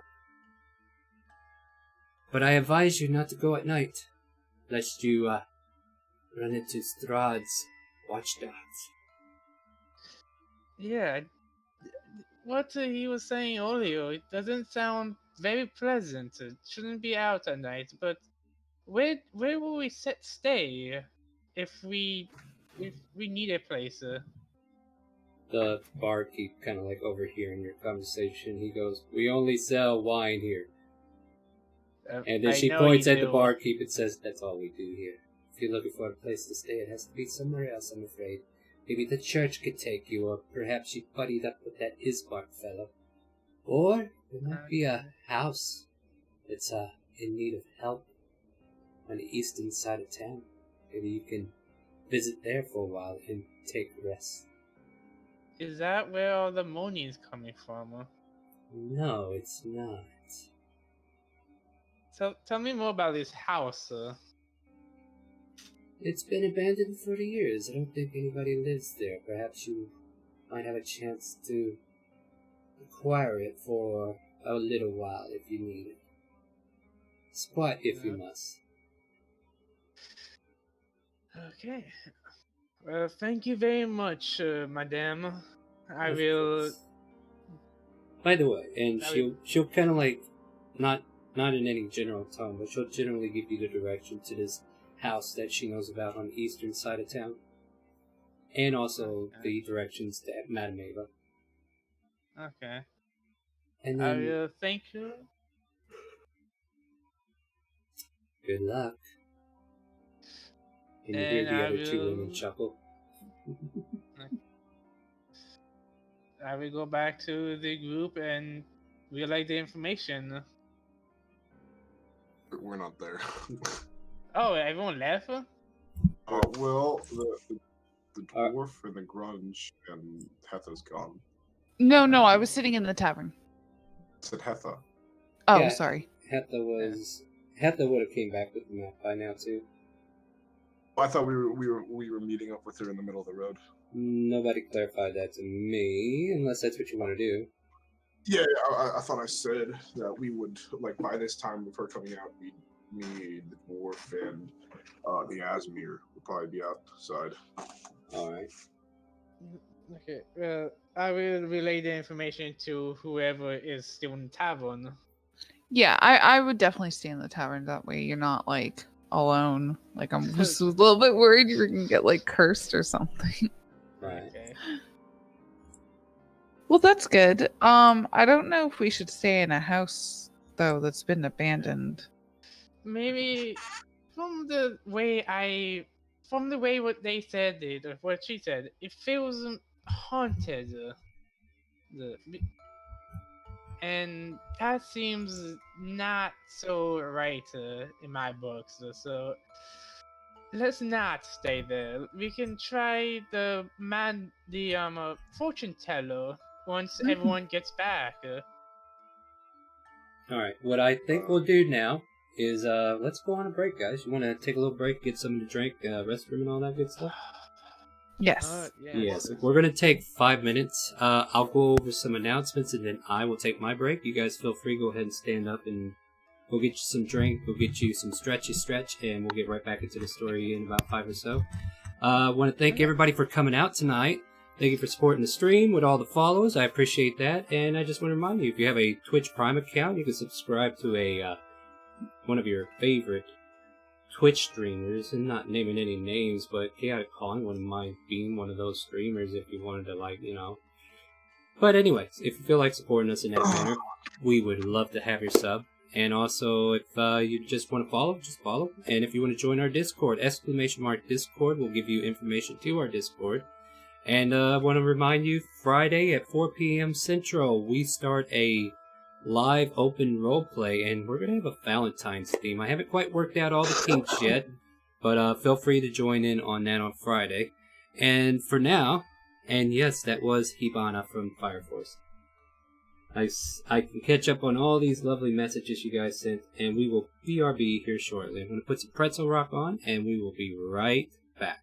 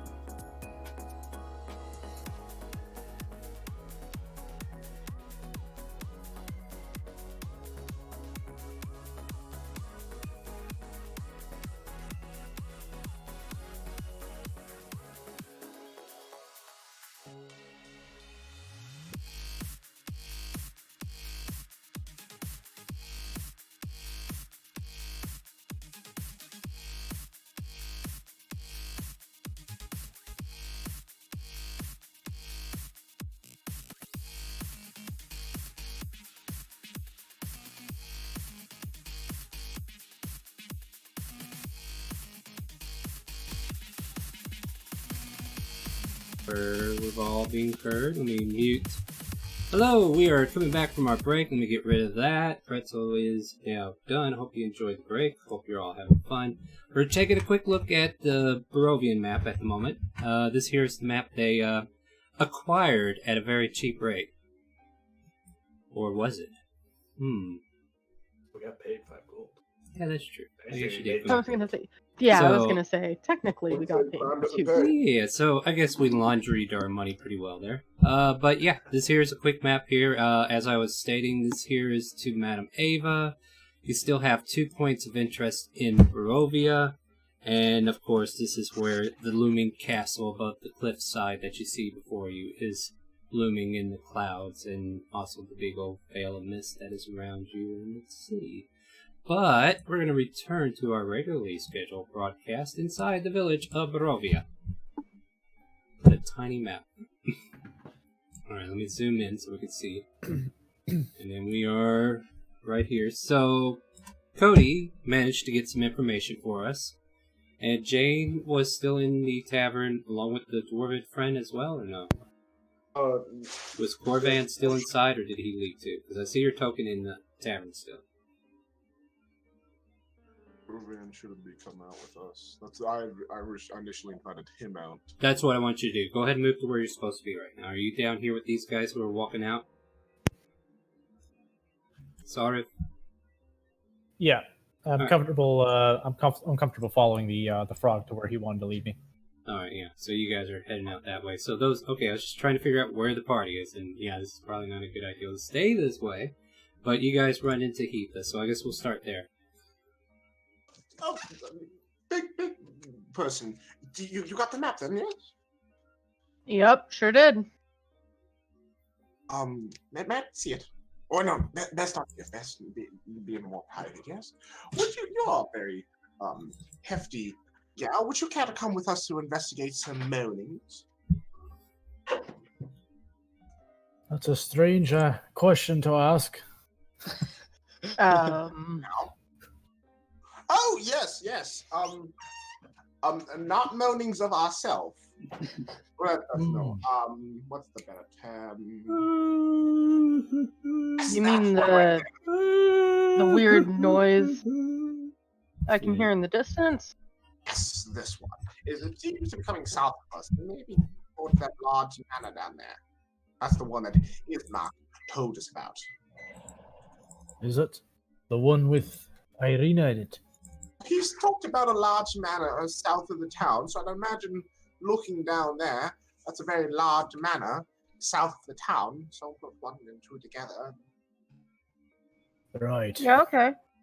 I'm good to go along. We gonna wait for your lady friend? I don't know. Well, Jane is not really the fighting type. You see, so she'll stay in there, and then the 4 of us will move on, and hopefully that Dragonborn is well acquainted with his new friends. Let us move onward then, yes? Yeah. Yeah, because I want to wander off with a frog in a strange town without everybody we've had with us. Why don't we gather together first? Let's gather your party before going forward. He hopped along back inside. Alright, so at this point, you guys could be walking towards him as well. Like, I was... Yeah, that whole scene's played out. Mhm. Jane and Blue Lizard, come now. We must have work to do. I have a name, you know. Yeah, it it's Brian? it's Cody. No, Thank you. At least someone knows my name. your name is Cody? Cody the Yes. Dragon? Yes. Your parents dropped your egg as a child? Just ignore him. Come Let's now, Cody and Jane. let's just go outside and I'll head Alright. outside. Alright. Yeah. So you guys are heading towards the sound of the moaning? Is that what we're doing? Yep. I'm gonna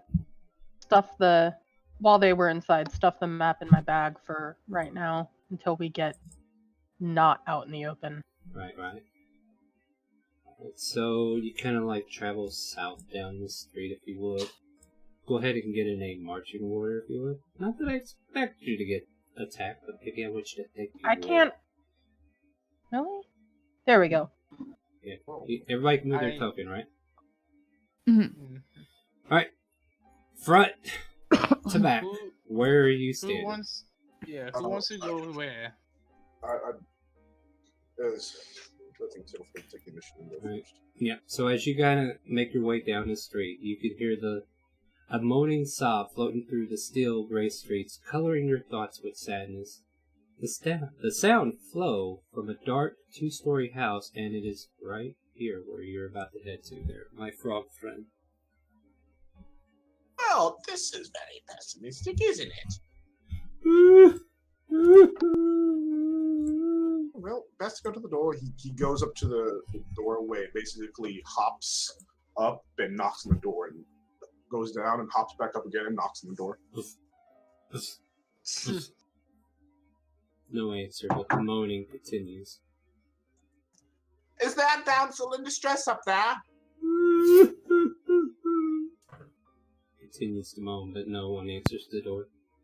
To push open the door, is it like open? It is locked. Almost like it hits up against something on the inside as well. This is peculiar. He likes to go around back.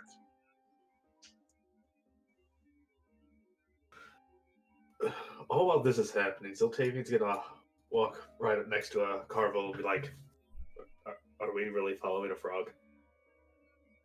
Well, I don't rightly know what we're doing, but if this helps us get home in some strange way, I'm all for it. I mean, Oh, go on.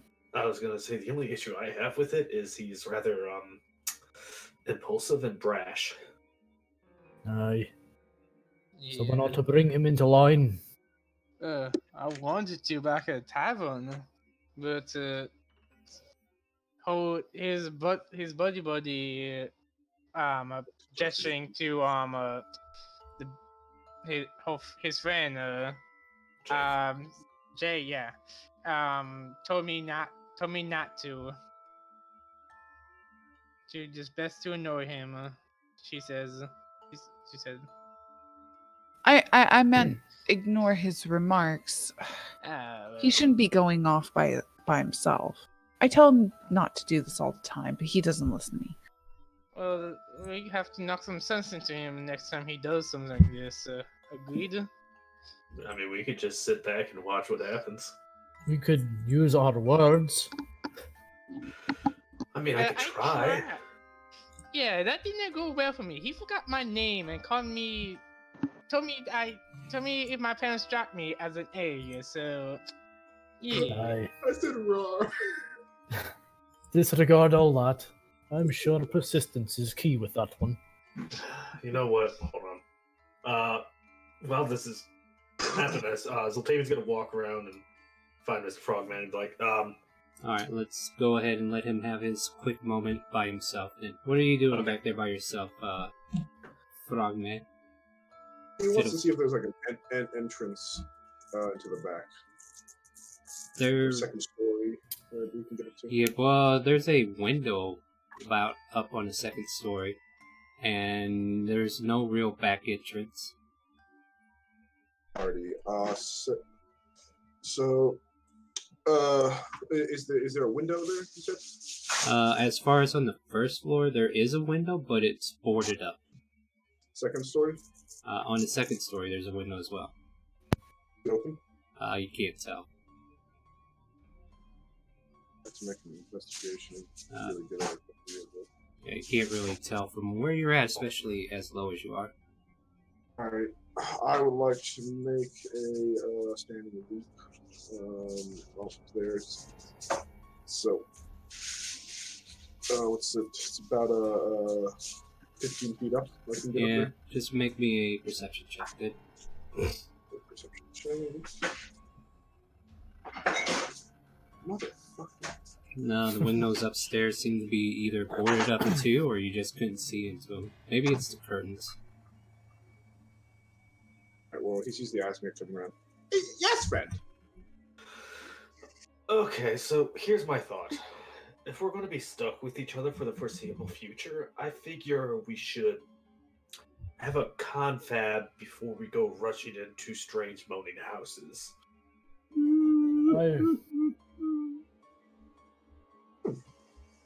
Yes, a plan of action. What? I'm curious about the endeavor. A plan to before we rush in. Of course, I understand this. Battle strategy. Not so much battle strategy, more like you're taking control of every situation and just rushing headlong into everything without confiding with the people you're with that you're stuck here with. Oh, my apologies, friend. I did not mean to. You see, my princely ordeals kind of give me a what's the term? Head held high is the human ordeal.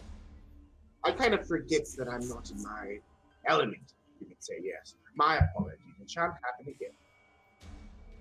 Yeah. So how about this? Go back to the street. We ignore the moaning house for the time being because we can't get in. They seem fine. they are aces. They're absolutely fine. And then we'll just go to the manor in the south where we had an invitation to go to. Yes? You did hear that moaning as we came into the city, right? They seem fine. It could be a person mourning. I would not want to interrupt that. They are boarded up inside. Come now, gentlemen. Be heroes, for Christ's sake. You want to protect the living from the dead, correct? Aye. We want to protect the natural order of things. That is not a natural ordeal if we hear that cries coming in from the city and we are all around here. That is not natural, yes? Well, there's one way to find out. Can I use my Eyes of the Grave to detect undead within 60 feet? Go ahead and post that order. Yeah. Just so I can see range and variations of what it might say. This is an ability. Here we go. Ability, presence of undead. But it isn't behind total cover. So I'd have to probably see inside, right? Yeah, probably. To tell you anything about the creature's capabilities or identity, you can use this feature a number of times equal to your wisdom modifier. To regain all expended uses when you finish a long rest. Okay, let's see here. As an action, you can open your awareness, magically detect undead until the end of your next turn. Location 60 feet of you that isn't behind total cover. Yeah, looking around north to south, you don't see any undead. Fair enough. Yeah. Is it a wise idea to leave this person in their lonesome? Perhaps a group vote then. If we are this band together, rather than me being total whatever you said, we should consult everyone. Yes. I'm not sure if we should simply break into a house uninvited. But is this the house that's supposed to be abandoned? This is a different one, right? This is a different one. She said to the. Okay. If you can feel the doors, they are heavily boarded up and stopping from someone from getting in. That seems like a good idea. That is one's prerogative if they want it. Is it stopping them from getting out? Is the question. Maybe no. Maybe they're chained up inside. Can I like inspect it to see if they are boarded in as well as out? Yeah, make a investigation or perception check. I'll let you pick. Okay. Let's go with perception. Yeah, you could like the kitchen or whatever this room is in the back that you could see. Wow, you got some background noise, dude. See, I'm sorry. Yeah. But yeah, definitely you can make out boards being like nailed into place to block out anything from being able to be seen on at least the first level. Okay, but they're not like boarded in. They're boarded from the inside. Okay, all right.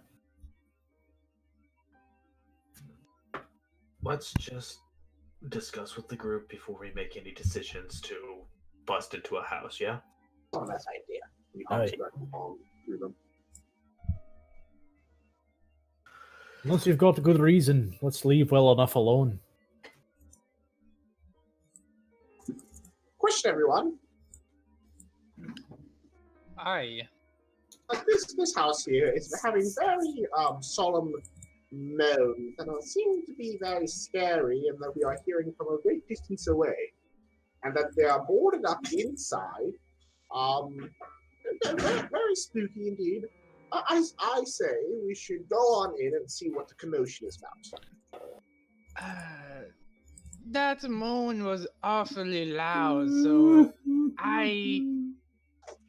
I'll second you this time, Alyssa.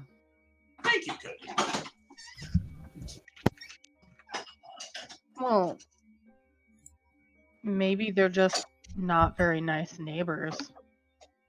And they just sob loudly all the time.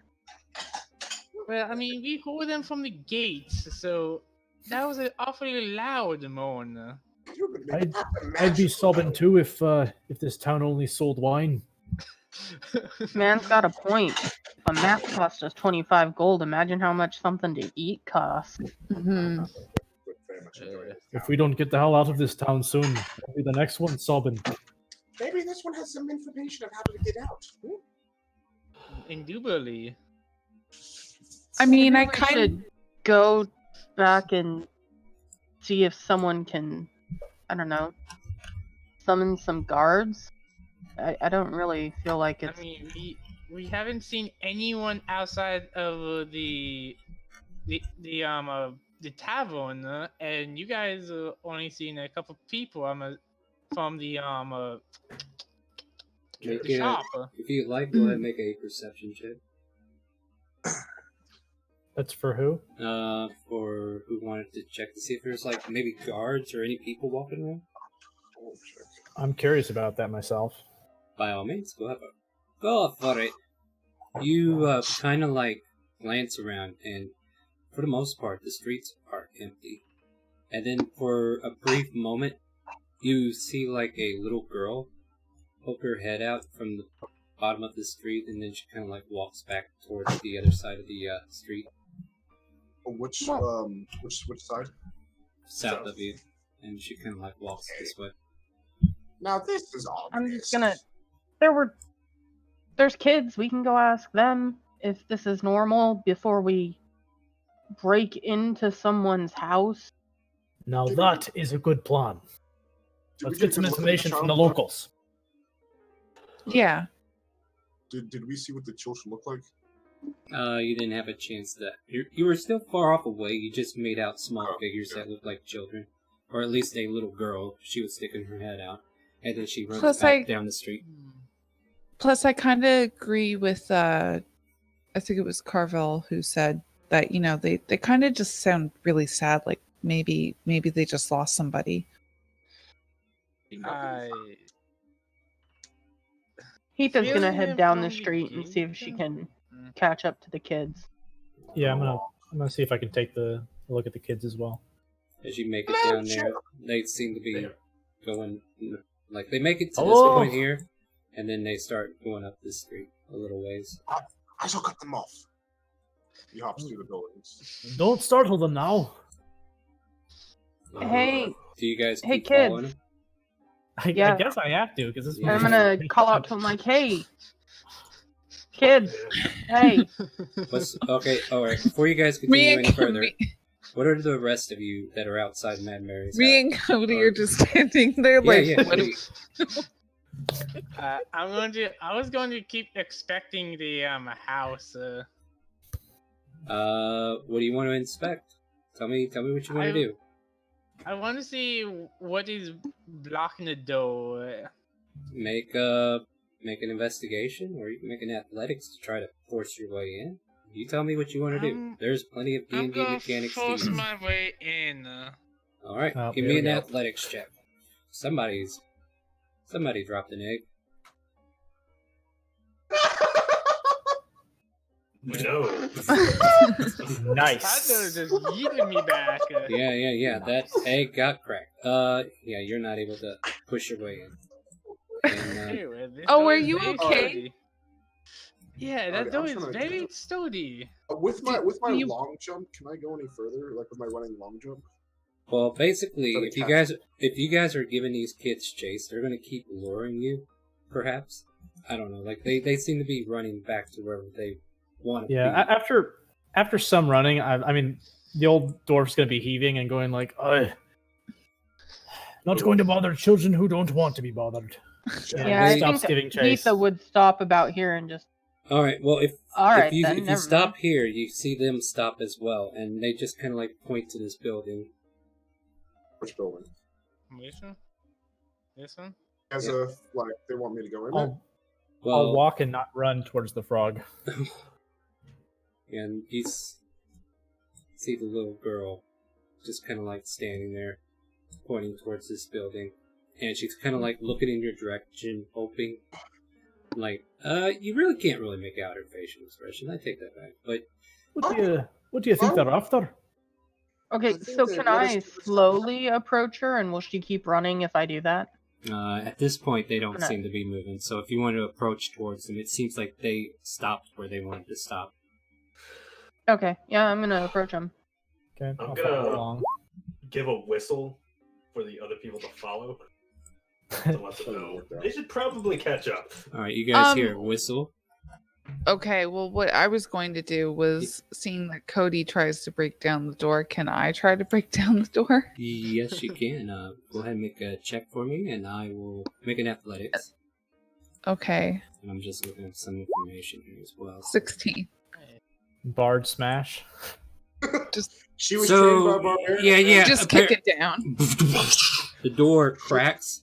There's like a bunch of 2x4s that were wickedly holding the door together. Maybe Cody managed to loosen a few nails for you, but the door swings wide open. And the echoes of that woman's moaning can be heard from upstairs. Would I have heard that door get kicked open?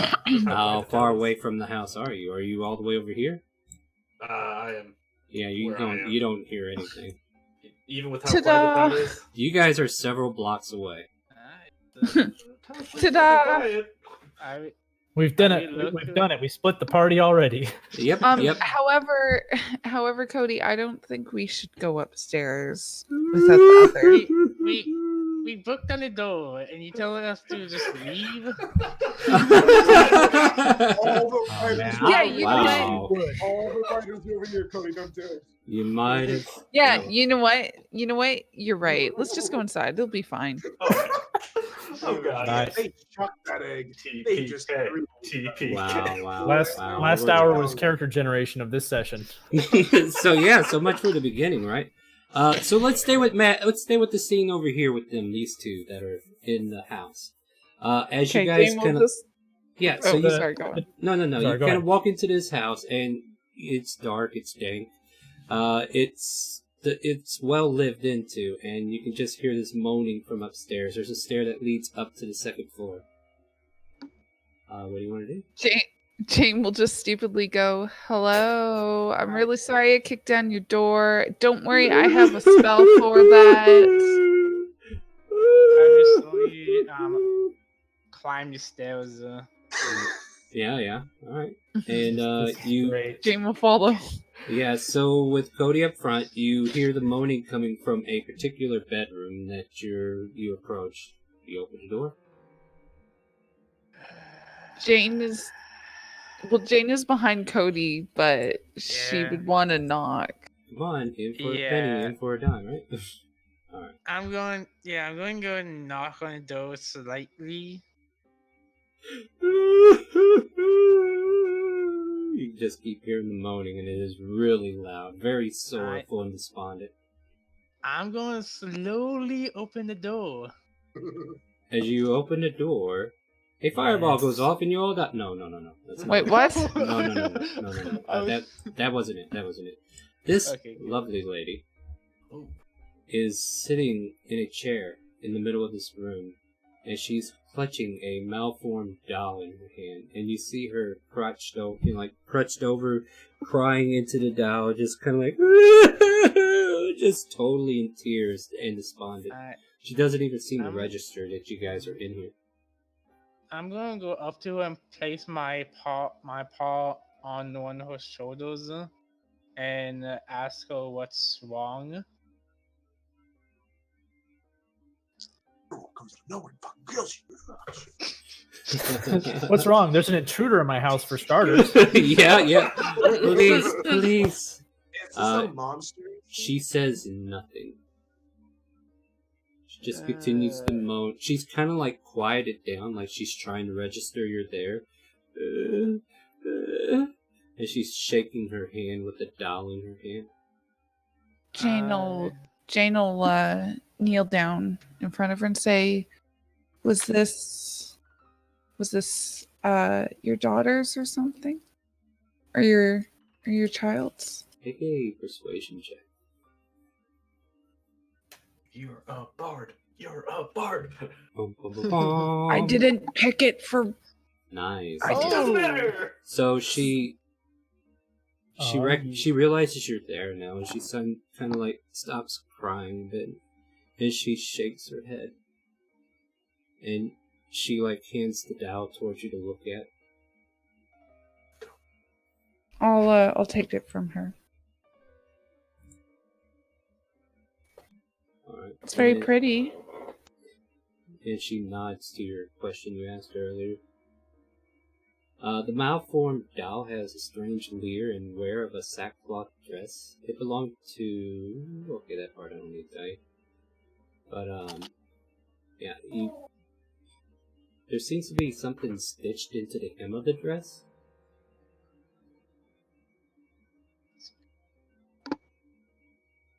Can I tell what it is? Yeah, it says, it's a frayed tag bearing the words, "Is no fun, is no Blinsky." And I will also copy paste that in case you want that information. Verbatim. Okay, that's really weird. What? There you go. There. Is no fun, is no Blinsky is what it says. Is no Blinksy? Blinsky. Blinsky. Blinsky. Is no fun, is So no it comes Blinsky. from Russia, obviously. Mhm. Brother of Bliatsky.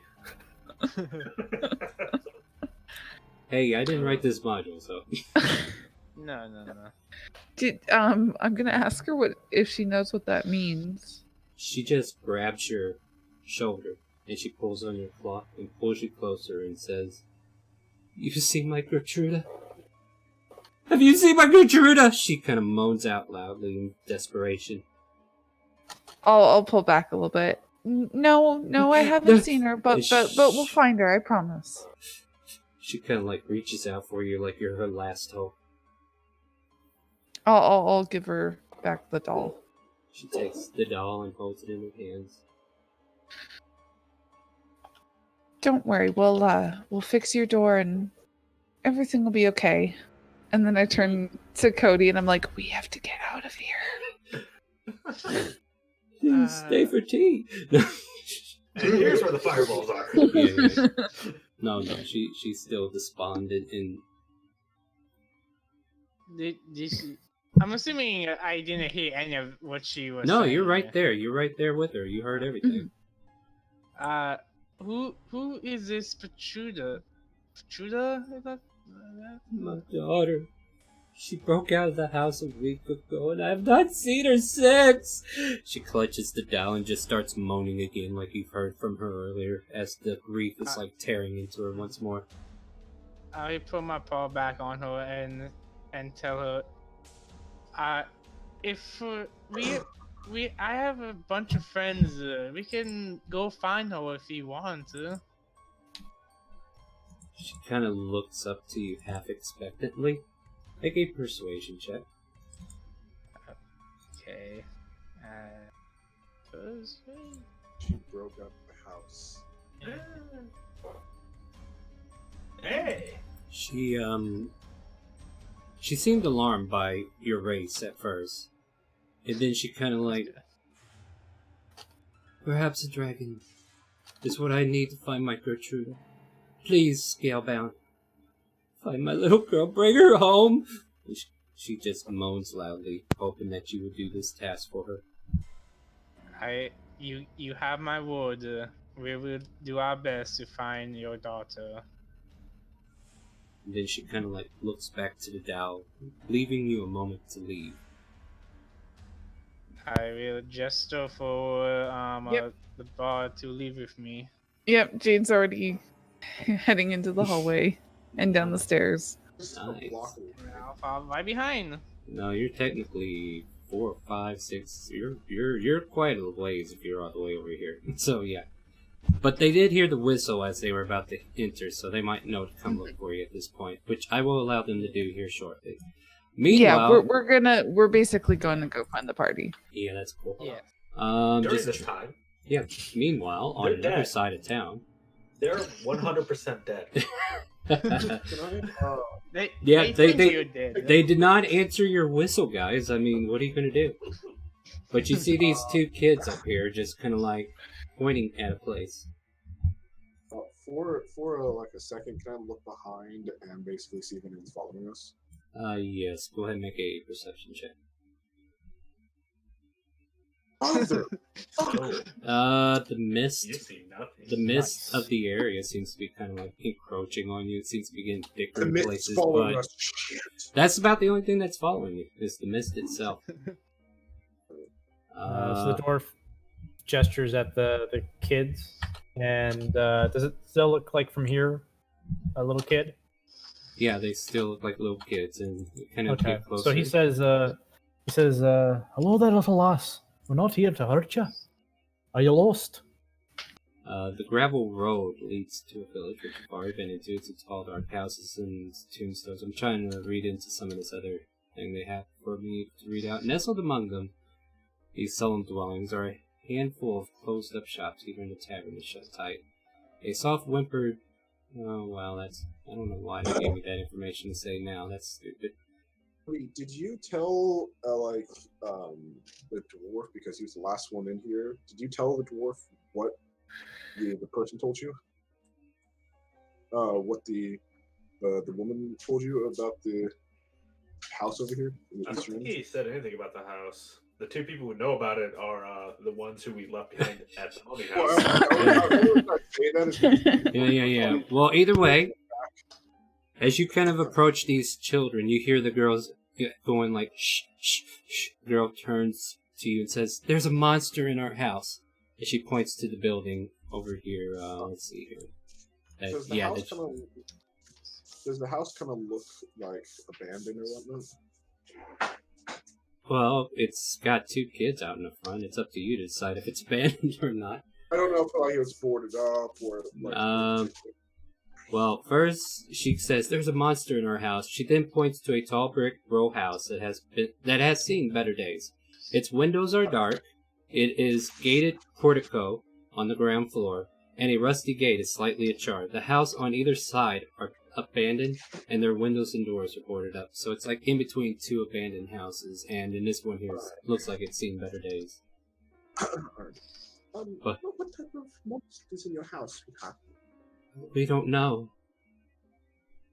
Well, could you describe him to me? All we've He kind of heard, bends down. were loud moanings from the basement. We don't know what it looks like, but Mom and Dad says we need to just stay away from the basement. But there's a monster in our house, and we don't want to go back in. I'm sorry, what was that? I'm inside checking the kids. And Okay. whatever. Yeah, they're in dire need of help. Did your mother and father still in the house? Maybe. They might be down below in the basement. Please, you might need to save them, and also Walter. Who is Walter? Can I do the same thing, the insight check? Sure. Who is Walter? He's the baby. 21. Baby. So your mother and father are down in the basement with Walter, perhaps? I sure hope not. Walter wouldn't survive. Yes. He's got to be in the nursery on the 3rd floor. Okay. What's do these kids look like kids? I mean, like, is that picture of them? Yeah. Are they drow children? Hold on. Well, they are dark in skin just because of the way the area is. Like, most of the people here are dark in skin. Let me go ahead and... Yeah, debating on I whether know if they're like drows or they're humans. No, they're just dark skin, humanoid looking. Alright. I know this looks a So, little what was the general vibe that Carval got from them? Yeah, I'm working on that in the background here. No problem. Trying to see if there's needs to be a role for that or not. Like, you get the sense that they want you to go into that house and do something for them. Doesn't seem nefarious, but there's also a little tinge in the back of your mind that says this might not be all that it seems. Like, these are the first time you've seen kids, let alone people, out in the streets.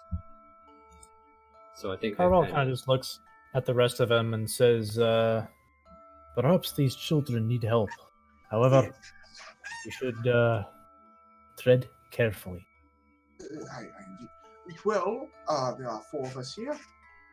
Perhaps we split up. Yes? Some of us go down to the basement to deal with that dreadful monster, and one of us goes upstairs for Walter? Yes? Walter. I don't think that's a good idea. Perhaps we should stick together. All right, then. You said he's down in the basement, Gary? Yes. Please. Your parents are down there. All we know is that monster is keeping us from wanting to go back in. I don't want to go back in. The little boy, like, curls around the leg of the girl, and she kind of, like, kneels down and holds him close, hugging him. And they kind of both look at you and give the puppy dog eyes. Please, help us. Would you all care to tally on in? Are the 2 that we left behind, are they with us by now? I would like for those 2 to either make investigation or survival check. Oh, okay.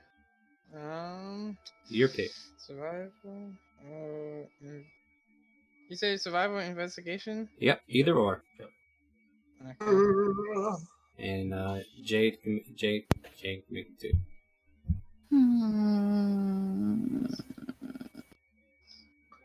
Yeah, that's gonna be a no. Oh wow, that's Wow. lovely. Meanwhile, We're yeah. apparently here. No, at about this time, the Yes. Dragonborn manages to, like, follow some of the muck that's been left in the cobblestone where he picks up some footprints. So you're able to, like, track where your friends have been. With that 13 survival, though, Cody, you also realize there's, like a wheelbarrow or something has been going down the street or something, but you don't see anything that goes to. But your friend's footprint seems to step around it as well and heading north. Okay. And then you eventually turn up the street and you can see your friends talking to these 2 children. And they're just... There was a wheelbarrow like sitting in the street. No. You don't see anything. It's just that it must... Like, he just got some additional information. Like, there's a wheelbarrow being toted around town somewhere, but yeah. Okay. I will.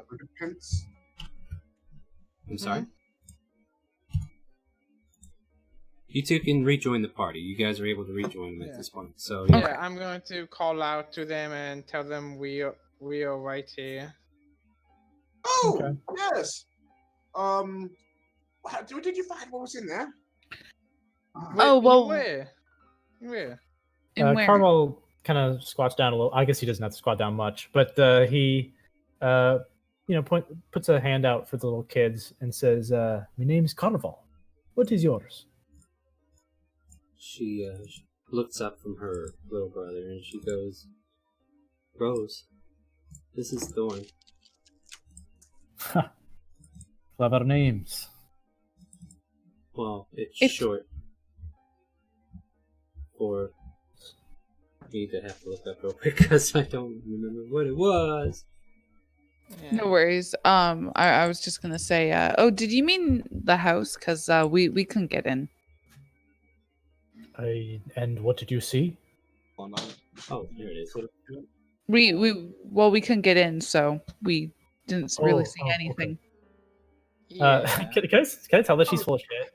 Like, I mean, like I- I've been with her for a Wait. couple years now, so I mean, like, No, Yeah, we're go ahead. Is that a deception versus my insight? Let me just roll this. Yeah. Thing. I already did it. I believe you 100%. Yeah, You he needs seem to like know a for very himself. trustworthy person to me. Jane, come now. All right, so who's talking to the kids? I wanted to answer you. I was. All right, so the little girl, who it looks like she's about 10, she says it's short for Rosvalda. Rosvalda. Wow, it's weird. I'm just gonna paste it over here because maybe I'm going crazy. I don't know. And this, Rosavalda. yeah, and she says, yeah, it's Rose for short, but it's short for Rosvalda. And And the boy, Thorn, it's short for Thornbolt. Thornbolt. Yes. Now, Jane, what did you find? Come now. Fine. Technically, I kicked the door down and we went upstairs, and we were very careful, and we found this terribly sad woman who's missing a daughter, and had this strange doll that had a tag on it, and we kind of promised that we'd find her daughter, but I mean, of course, we can do it anytime. So Did let you me ask get why? this straight. You broke into a house. Yes. You spoke to a woman inside. Mhm. Yeah. And promised her something you have no idea you'll be able to do. Well, I mean, we probably could do it. All right. Did you ask why everything's boarded up? No, I didn't think of doing that. I mean, I just assumed it was because Maybe to keep out intruders like yourself? yes, but I'm gonna fix the door. I just need Aye. to go to sleep, and then I can switch my spells out, and then I can fix the door. Are you going to mention that you said, my daughter escaped? Yeah. I would have mentioned all that. I would have been like, it was kind of strange because she did say that her daughter broke out of the house. And he kind of looks between Rosavalda and her, Jane, and says, what was the child's name? Oh, her name is Gertruda. Oh, Gertrude. Yeah, it was just Um, Gertrude. We'll deal with Gertrude later, but these two magnificent children have a little problem. There's apparently some sort of monster in their basement, and their parents are nowhere to be found, and there's a baby by themselves upstairs, so we were about to see if we were to go on in. Would you care to join us? Oh, of course. What do you think, Cody? I think it would be good to help this town out if we can. Doesn't seem like many people really care. At least the stand guy doesn't. At least he doesn't give any of these people gods. Well, let's not talk too much ordeals about the Strahd, because he seems to have a very large pool around here. Yeah, cute. Yes, we all love Strahd. We love Strahd. Very nice fellow. He hops up to the doorway and basically puts his hand out, like, "Well, come along then." All right, so we're going in.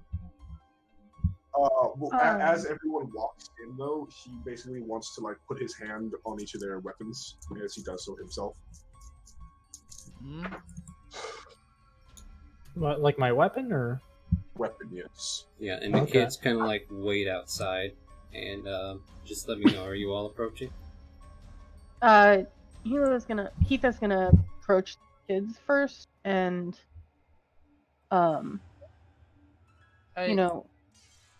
kind of ask them if they're okay and if they have a place to go where they aren't out in the cold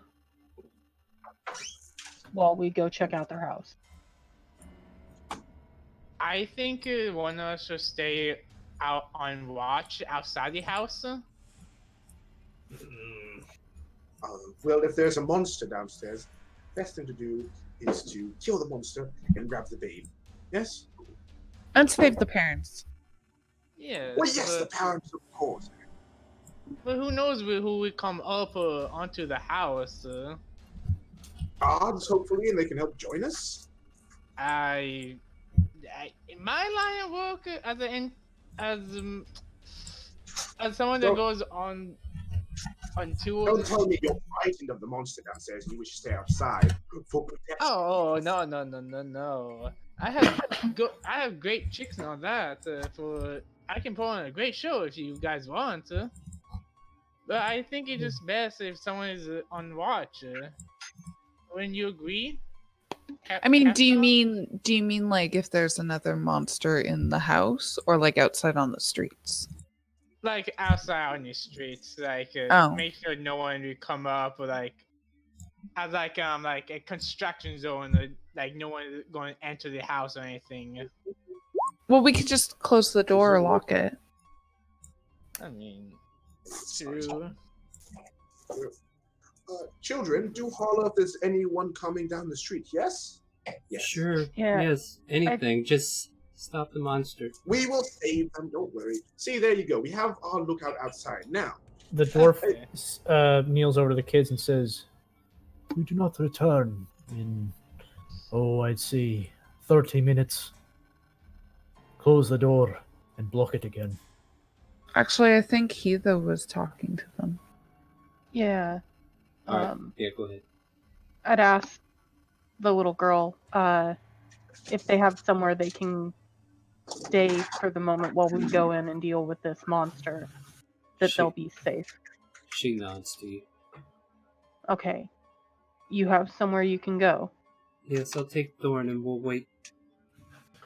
We'll wait nearby. You'll wait nearby? Not near the house or anything. We'll go to a friend's house, right, Thorn? And Thorn just kind of like nods and hugs his rabbit that he has in his arms. I don't think I want to believe him. Like I don't like the little chuckle they did there. No. Can I insight check them? Oh, don't worry, I'm already. If there was a chuckle, that was me as a DM chuckling, not the kids. Oh, okay. Yeah, I'm still just getting. Because I'm over here Well, trying it's to. you. Yeah, no, they weren't chuckling for that reason. That was me trying to come up with something. Oh, like someone's that. fire alarm is going off. Please shut that fire alarm off. Well, I mean, hopefully you don't have your house on fire. Yeah. Yeah, that too. What would that 18 insight get me though on those kids? They just.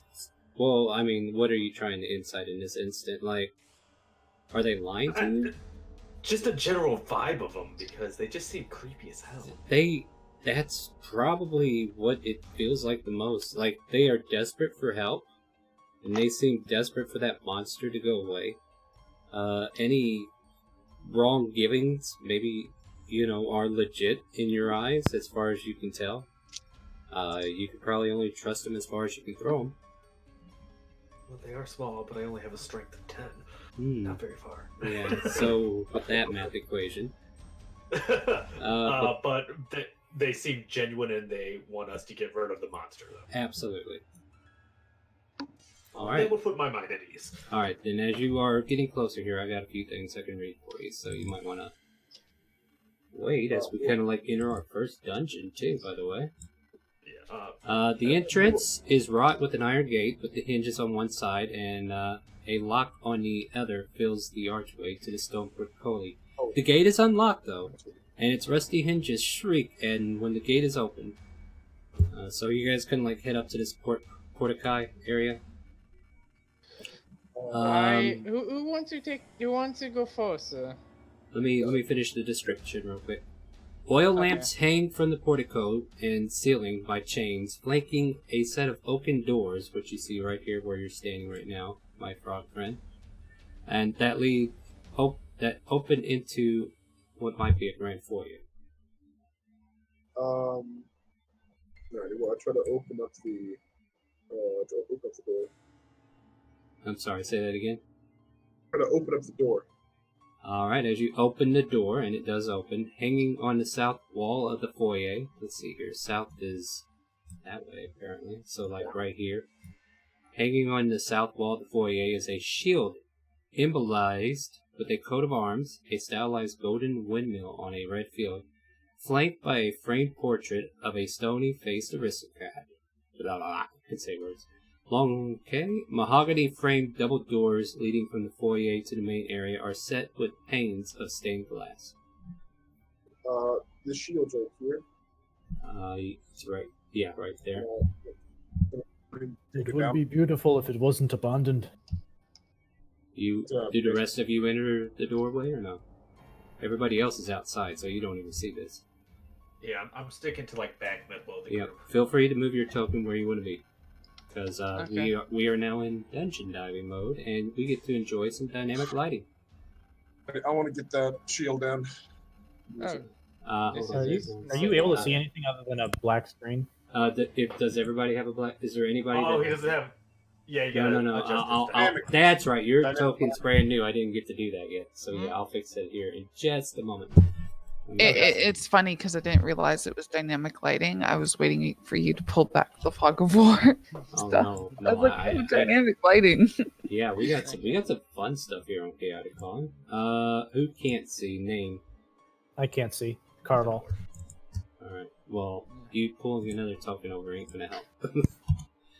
Oh, was there more than one already? Yeah, I put you one there, but apparently I forgot to adjust your night vision and stuff. Yeah, I couldn't even see the token. Yeah, so. yeah. Hold on. 60, 30, Code- 30, 60, and this is okay. So I'm giving you vision so that you don't see a black screen, and just so you know, like your night vision and stuff is still going to be justified here. Like you need to make sure that, like if you are a human, you can't see in the dark, and it is dark, you need to make sure you have light present. But I'm doing it to where you can actually see the map.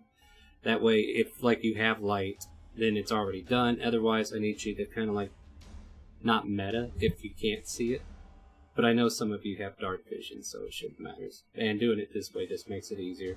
And I will now re-edit your token so that next time you will still have. There you go. That way, every time you pull it over, you should be able to do it. Alright, there you go. Now you can actually all move in. Okay. Is everyone inside? Is that what's going on? Oh yeah. Wow. Yeah, a little crowded Yeah, at the no. doorway, so. Matter of I'm fact, probably going to stay outside. I'm going to be behind everyone.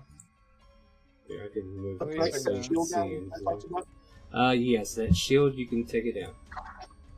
Let me double check More though. shield. It might be something. Let me double check it real quick. Got 100 things going on again here. Let's see, that's not it. We are in this part here. I mean, I guess it's just a regular old shield. So if you don't have a shield, you can add a shield to your inventory and use it as a shield if you want. Just in case you need it, the emblem on it is a stylized golden windmill on a red field. That's what's on the portrait of the coat of arms of the shield. And another door awaits you there. Carval just kind of looks at the person who took the shield. The frog. I did. He just kind of looks at him and goes, "Are you looting the child's house?"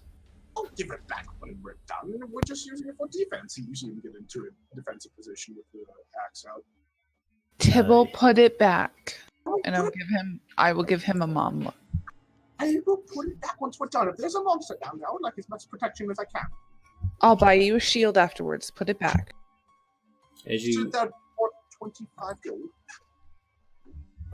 Well, maybe we will after this. I don't know. Put it back afterwards, I promise. Alright, so as you enter into the next hall, it's a wide hall here, runs with the width of the house, with a black marble fireplace at one end and a sweeping red marble staircase at the other. Mounted on the wall above the fireplace is a long sword with a windmill cameo worked into the hilt. The wood-paneled walls are ornately sculpted with images of vines, flowers, nymphs, and satyrs. Very pretty. Alrighty. From here on out, I think it best to get fully prepared. You see him lick his, basically move his axe across his body, coating it. Alrighty, come in here. Weapons then. What makes you think we use weapons? And with that, Zoltavian's gonna take the plague mask off his hip and put it on. All right. It Yeah, does nothing, it's just flavor. Yeah. What are we all doing here besides the frog trying to give himself to you? I'm going to go down this. I'm just going to look around. Yeah, I'm just going to look around. Their weapons coded. I'm just gonna say, for benefit of brevity, that your poison would dry up before they were even able to attack with it to do anything. Right, it is a minute, right? Yeah, because it just wouldn't work out that way. Oh, that's a shame. Yeah. But if Cody would like to make a wisdom perception check, I will give you some info as you're looking around. Okay. Perception. Nice. Not bad. Alright, as you kind of like glance at the walls that have the beautiful artwork of vines and stuff, you also see serpents and skulls inconspicuously woven into the wall's design. The decorative paneling follows the staircase as it circles upwards to the second floor. I will follow it. Follow the paintings. Is this a door here? Yes. So opens the door. Go on in.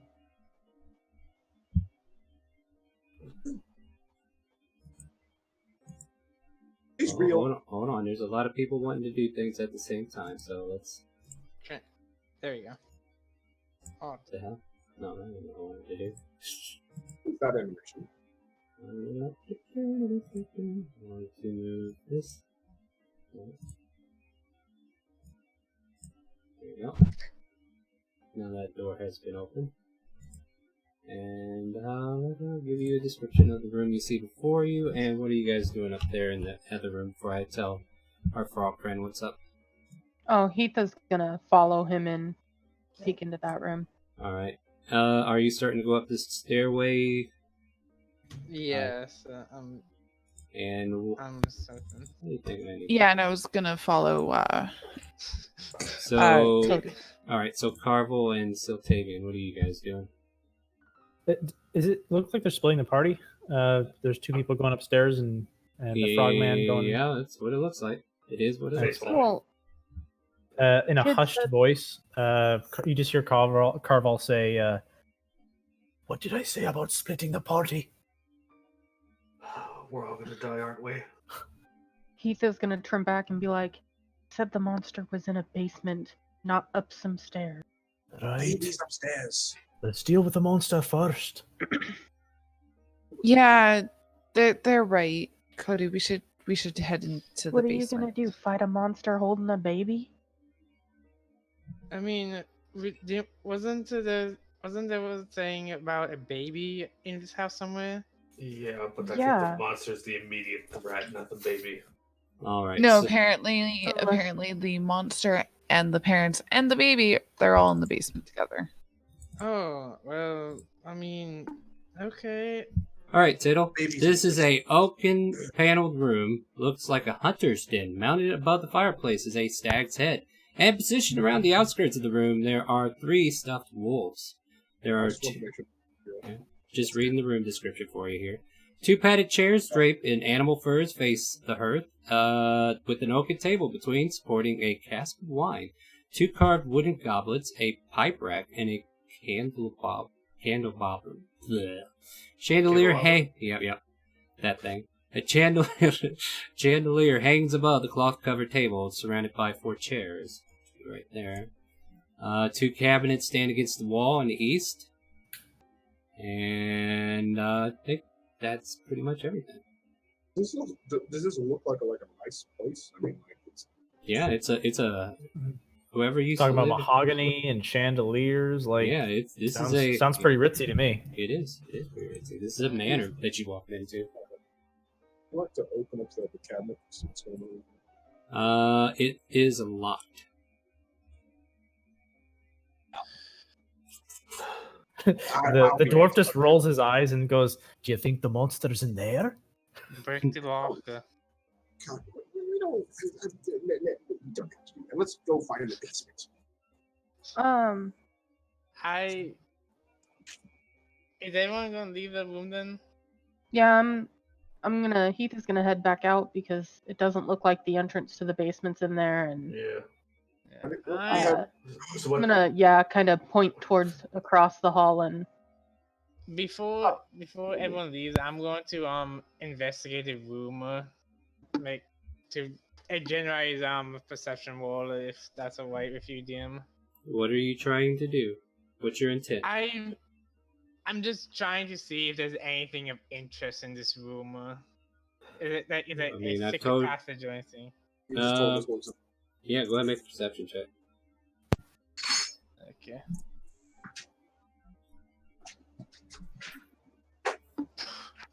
As far as looking into this room, there's the candelabra, the chandeliers, the pipe, the wine. That's probably all you can see of value. The 2 stuffed wolves. I mean, it's a ritzy hunter's den. You say 2 stuffed wolves? Well, they're right there. 1, 2. Isn't there a third one down here too? Okay, yeah, there is. Okay. Sorry, I wasn't looking at it all. I'm looking up here where you're currently at. So yeah, that's all you see Okay. here. All right, so now Okay, moving out okay. here. Let me know what we're doing now before we. Is there a door to my? I guess that's Yeah, you what- should be able to see one to your right and one to your left. Is that the right person? Let's go to the one up here. Go ahead and try that door. Very well.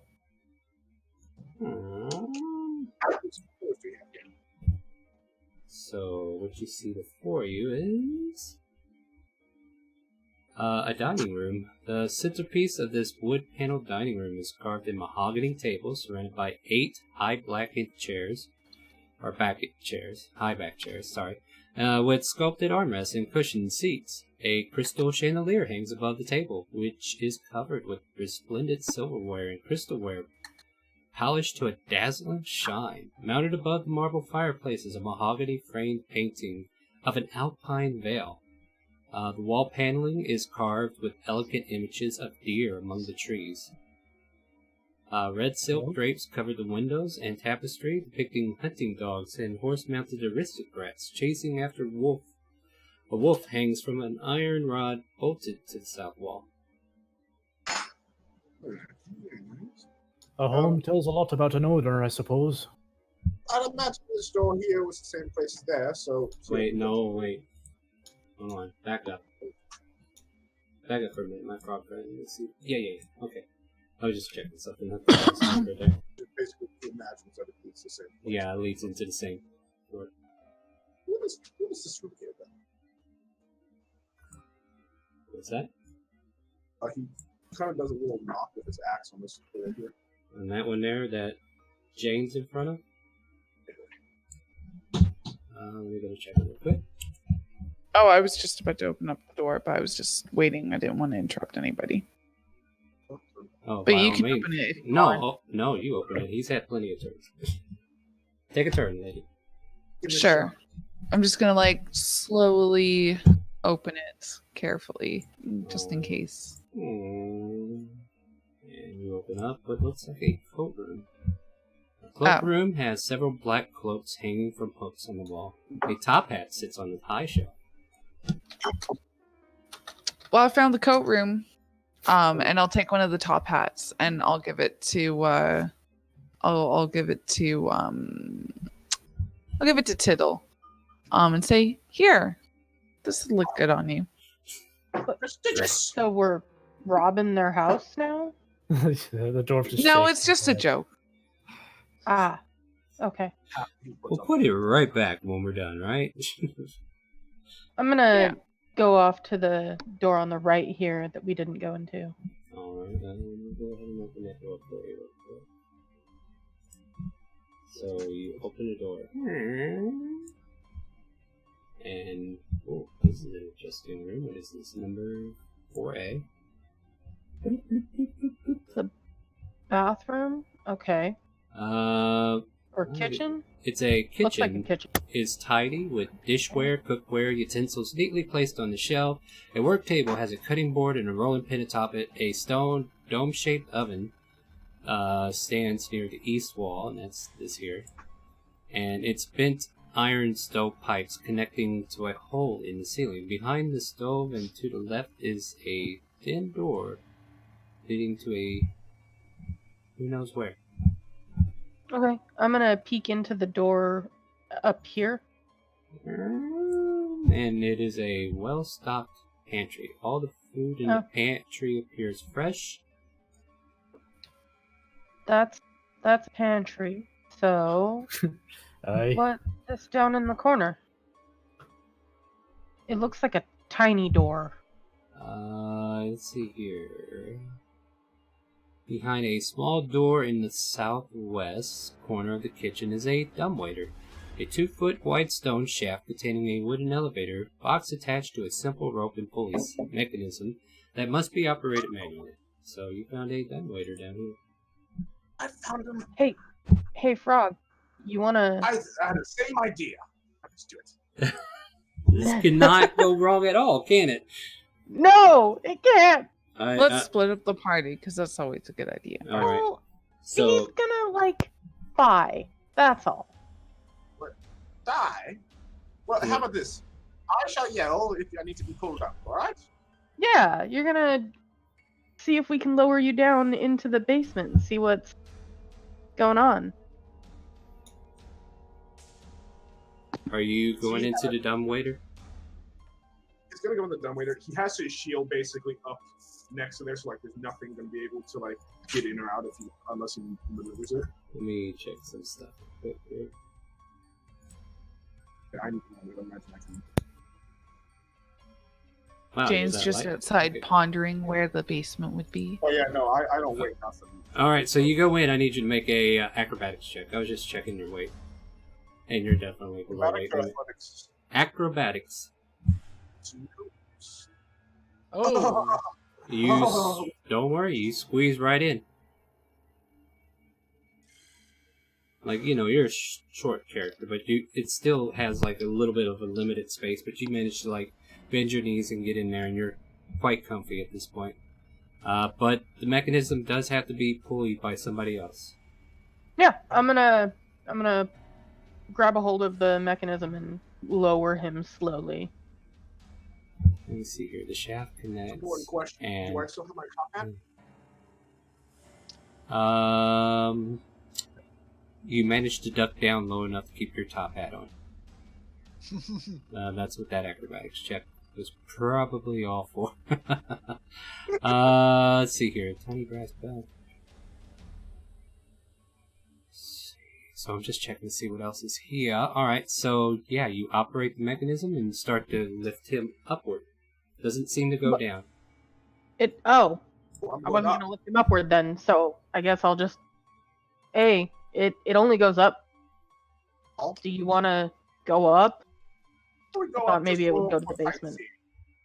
Alright, so what do you If do? we're gonna go up, why don't we just take the stairs? Yeah, I thought it might go down, but All right. Well, he hobbles on out. Aww. I'm not.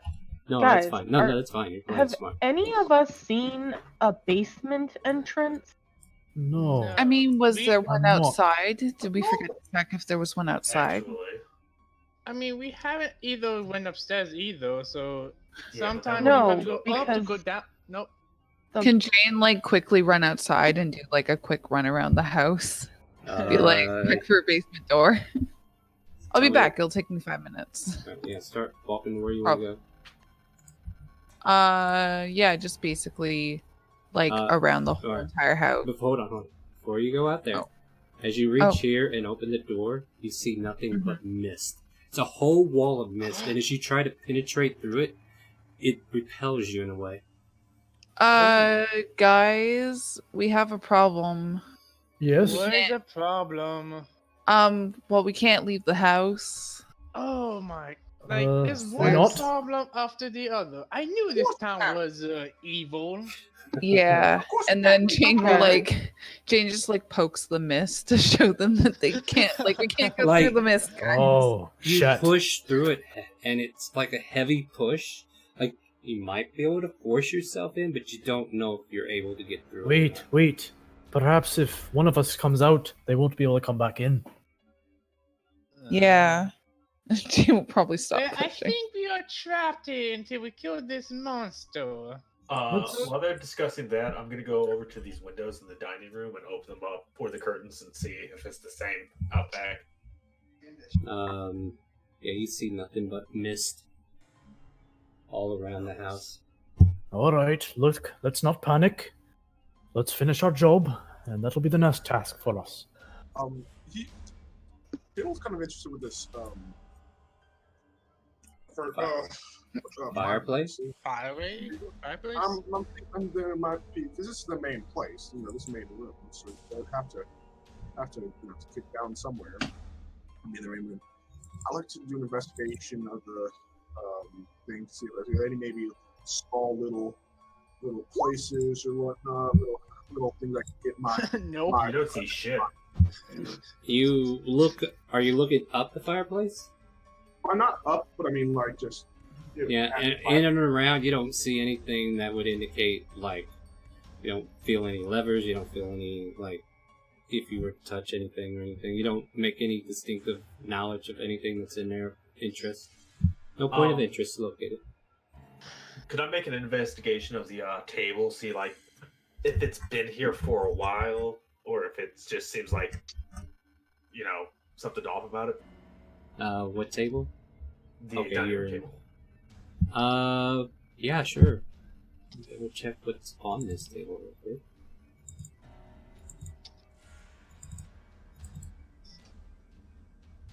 Let's see, what do we get? 20.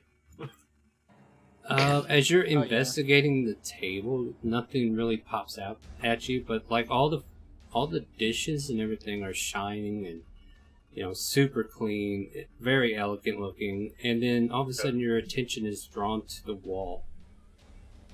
And you see... Let me just double check this real quick. See a twisted face carved into a tree trunks, and the wolves lurking amid the carved foliage. So there's a face in the tree trunk. Mm-hmm. And then there's wolves. I'm gonna, just kind of run my fingers over the face and just try to get a better feel for it. Make a perception check then. Perception?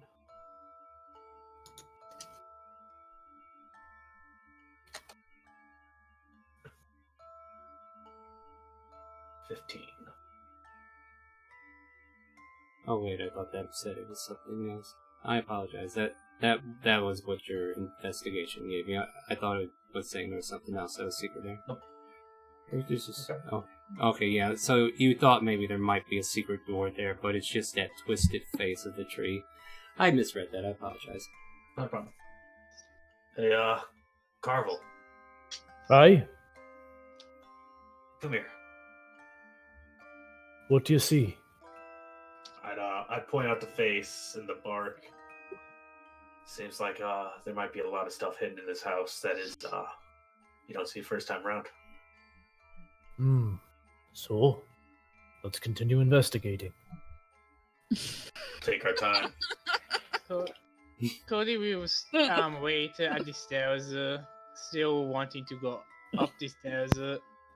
Yeah, I mean, it looks like you guys visited every room so far. Do you want to continue going up?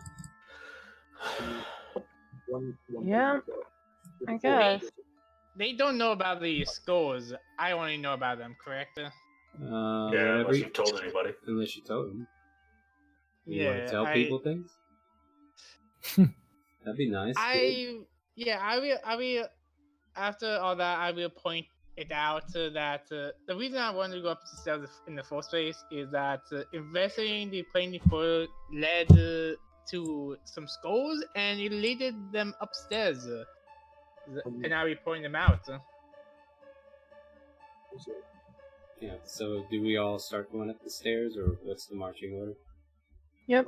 I'll follow along behind him since he seems to want to head up there. I guess I'm the first one up there. Alright, so everybody Along the stairway and on towards it. Just kind of like give me a marching order, and then I'll move you up the map. So you're going to be the first one up the stairs. Put you there. Alright, I'll move him next. Alright, who's next? I'll be. Dwarf? Yeah. Alright. I'll probably follow him. Master Dwarf, you're a Put magical yourselves person. on the staircase, and then I'll show you the top when you get to the top. Go ahead. There you go. What did the frog say? A magical person, correct? I have some experience. Let me He just- lifts up the shield. Like, can you see if this is anything magical or anything? I see what you're asking for. Unfortunately, I did not study that in my book today. See if what's magical? Shield. Ah, I There, can do yeah. that. Identify. Well, on either or an arcana check. I got a Oh, question. I got a no, question. like, I got a question for you, Legitimate. real quick though. Does anybody have light sources, and are they using them? I've got the light spell. I don't need I it. did not bring that today. Because I would say as soon as you Oh. get up this landing, it is completely pitch black. Okay, I Like- will use produce flame then. I don't think produce flame will be consistent enough. It's a 6-second spell. You have to constantly keep casting it. Produce flame. 6 seconds, yeah. It says okay, duration out of 10 character, the minutes, person so- who's Alright. got light can't you cast that on like someone's weapon or something so it'll I'm just waiting for you people to tell me what you're doing. I'm not even upstairs yet. I don't know this shit. I mean, Carvel has no problem with the dark, Yeah. so he's fine. Well, Gentlefiddle might have a problem. My only character that's never had dark vision. I don't have dark vision either, so. Alright, so yeah, Uh, Cameron, you produce flame. Carvel hands the frog. He pulls a candle. That's all he has. Actually, no, he's got a. You should have torches in your Let me packs. double check. Yeah, we have. Yeah, I I mean, if No, you guys, mine didn't come with torch. if you took like an explorer's pack I do or not anything have like that. sorry. I got a priest pack. Hold on, this is an inside of a home. There would be torches like There was- along the wall. Right? Yeah, there was a Oh, candelabra. I've got and torches on me, but we have to have a free hand to carry a torch.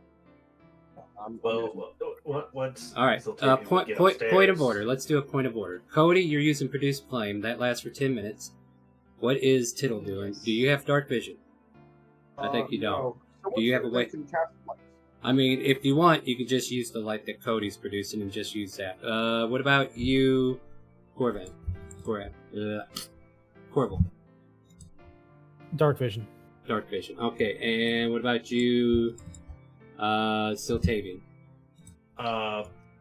Dark vision, although once I got up and realized that there were some people who didn't have dark vision, Uh-huh. namely the frog, Mhm. I'd probably tap his weapon and cast light on it. Alright, that's fine. And Jane? Dark vision. And Heath? I'm not even upstairs yet, but No. once I get up there Uh-huh. and see people with, produce flame and a Yeah. glowing thing, I'm just gonna be like, hey, can someone do that to my hammer? And I can do that too. It's a cantrip. Cool. Alright, light is taken care of. I just want to get that point of order out of the way as we kind of approach this other room, and I will give you a description as Cody is the first one up the stairs here. Let me get to my little list of rooms. Unlit oil lamps are mounted on the wall of an elegant hall. Hanging above the mantelpiece is a wood-framed portrait of a family. There's a man and a woman and the two smiling children that look like Rose and Thorn that you've met. And cradled in the father's arms is a swaddled baby, which the mother in the figure looks at it with a hint of scorn. Standing suits of armor flank the wooden doors on the east and west walls. Each suit of armor clutches a spear and has its visored helm shaped like a wolf's head. The doors are carved with dancing youth, although... okay. The red marble staircase that started on this floor continues its upward spiral. A cold draft can be felt coming down the steps. What would you like to do? It's wolves Let's on tread carefully. Yeah. it's I will continue up the stairs if I can. Alright, so who's going out first and where are you heading? Did I- Frogman get in front of you? I guess so. Oh, Cody, move where you want to go. He's just waiting for you. Where do you want to go? Do it! Wait. Alright, you see a door here, and you see this door over here, and a door on the south side, and, well, I guess that's east and west. I'm going to the south door. Uh-huh. I'd like to peek my head in real quick and basically put my axe up to basically be the torch. Alright. And I'd like to investigate the room for anything out of the ordinary. Yeah. Alright, point of order. Let's take turns here, guys. Let me deal with Cody first, since he was the first one up, and I'm trying to get to the dynamic lighting section here so I can open that door for you. Please stay on the staircase until I open that door for you. So Cody, let's kind of like go down into this room that you see. So we are in 10. Let me move to 10. There's a lot of stuff here. Alright.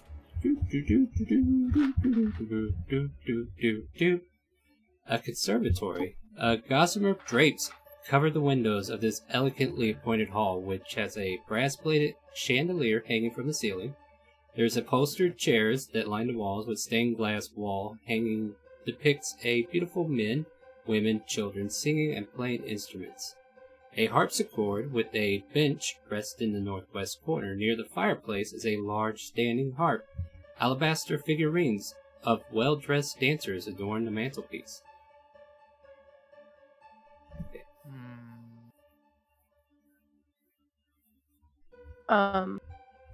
Can you give the rest of us to the upstairs portion? Yes. Let me move you over here. Alright, so now that they've finally made room on the staircase, I can move you up.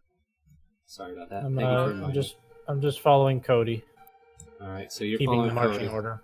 Well, in Yeah, that just case, keeping the marching order up. I got Tittle going into another room here. Let me go ahead and give you a description, and then you can start interacting here, and I'll go through this pretty alright. An undecorated room contains a pair of beds with straw stuffed mattresses. At the foot of each of the bed is an empty footlocker. Tidy servants' uniforms hang from hooks in an adjoining closet. so this is the closet I'm imagining. Yes. And that is the dumb waiter that if you would have came up here. Hey now. Alright, well I come back outside. Alright, so, yeah. And what about you ladies? What would you like to be doing? I'm gonna investigate this armor if I can. Sure. Let's see. That's in 6. Okay, hold on. Let me actually. There it is. Or unless you wanted me to just roll. No, for- you're fine. You can use investigation. So yeah, they're clutching a spear, and the suits of armors. The helmet piece looks like a wolf's head. It doesn't seem like anything else, but they do just seem ornate.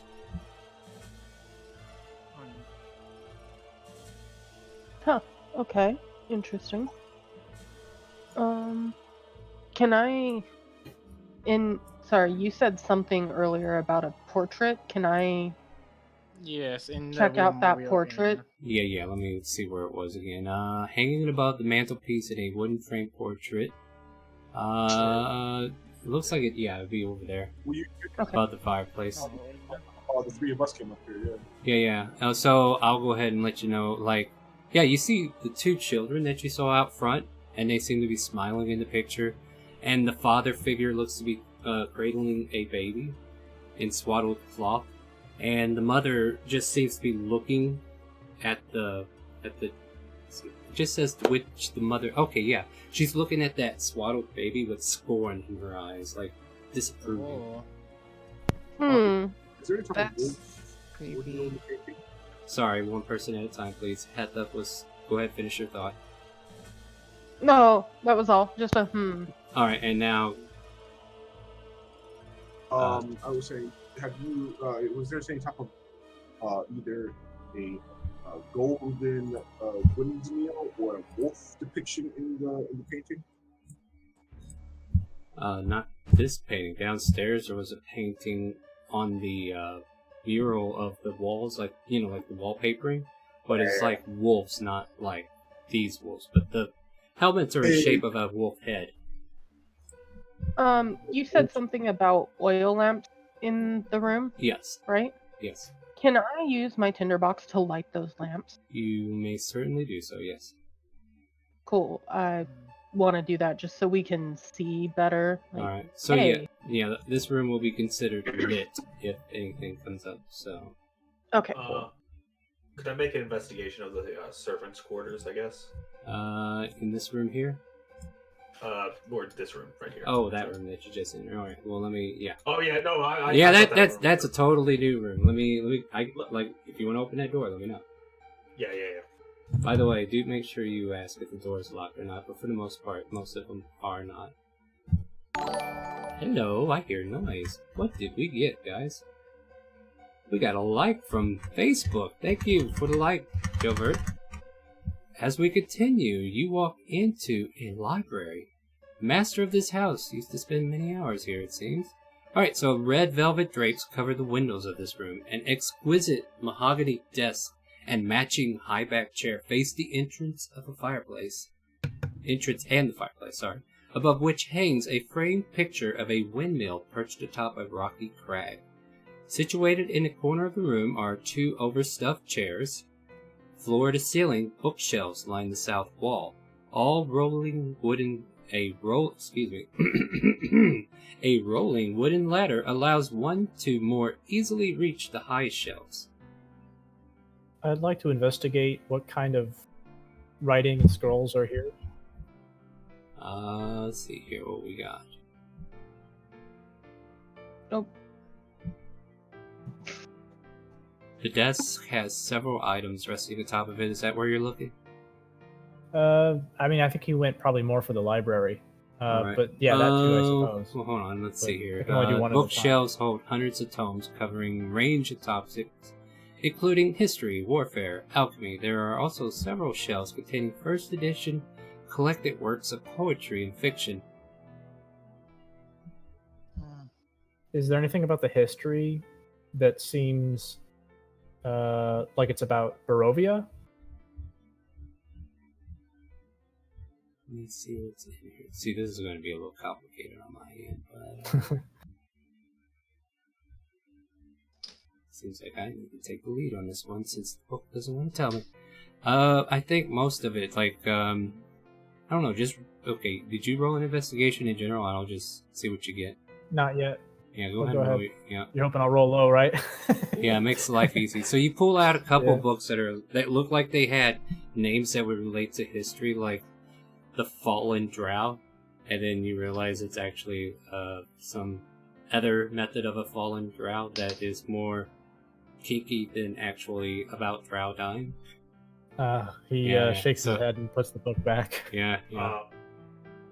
I'd like to investigate the picture, because so far everything's really not what it seems, so... Right. Alright, so...